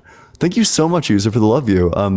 Make sure you're dropping a follow if you never want to miss the debate in the future. We're going to go raid Athena because I think she's doing some important stuff. Athena's live on Covey 2.0 or Covey.2.0. Covey.2.0. We're going to go raid Athena. But I love all of you. Thank you all so much for spending this time with me. If you want to join the community, if you want to get cracked at philosophy, if you want to just enjoy like a good philosophy paper, we're doing a reading group on a paper called Logical Problems of Evil and Free Will Defenses by Graham Oppie, my favorite philosopher of all time. We're doing the reading group on Saturday at 7 p.m. The paper's not that hard of a read, and if you struggle with any sections, like, please reach out. I'd be happy to help you through them. It's just a really great paper, especially if you're getting into philosophy of religion, like atheist arguments. It's such a great place to start. I talk about evil all the time on my stream, and going through and talking about like logical problems of evil is a really, really, really, really, really good starting place. So I hope everyone will join me for that. But other reasons to join the Discord if you're 18 or older, of course. I notify everyone every time that I go live. You'll never miss a live. You'll always be notified. You can talk to me if you want to. I respond. I'm pretty frequent and active in there. I try to answer questions as much as I can. It's a great community. The people in there are super friendly. There's like established folks in there who are all really nice, and I think that you'd really like them. But love all of you, and let's go raid Athena.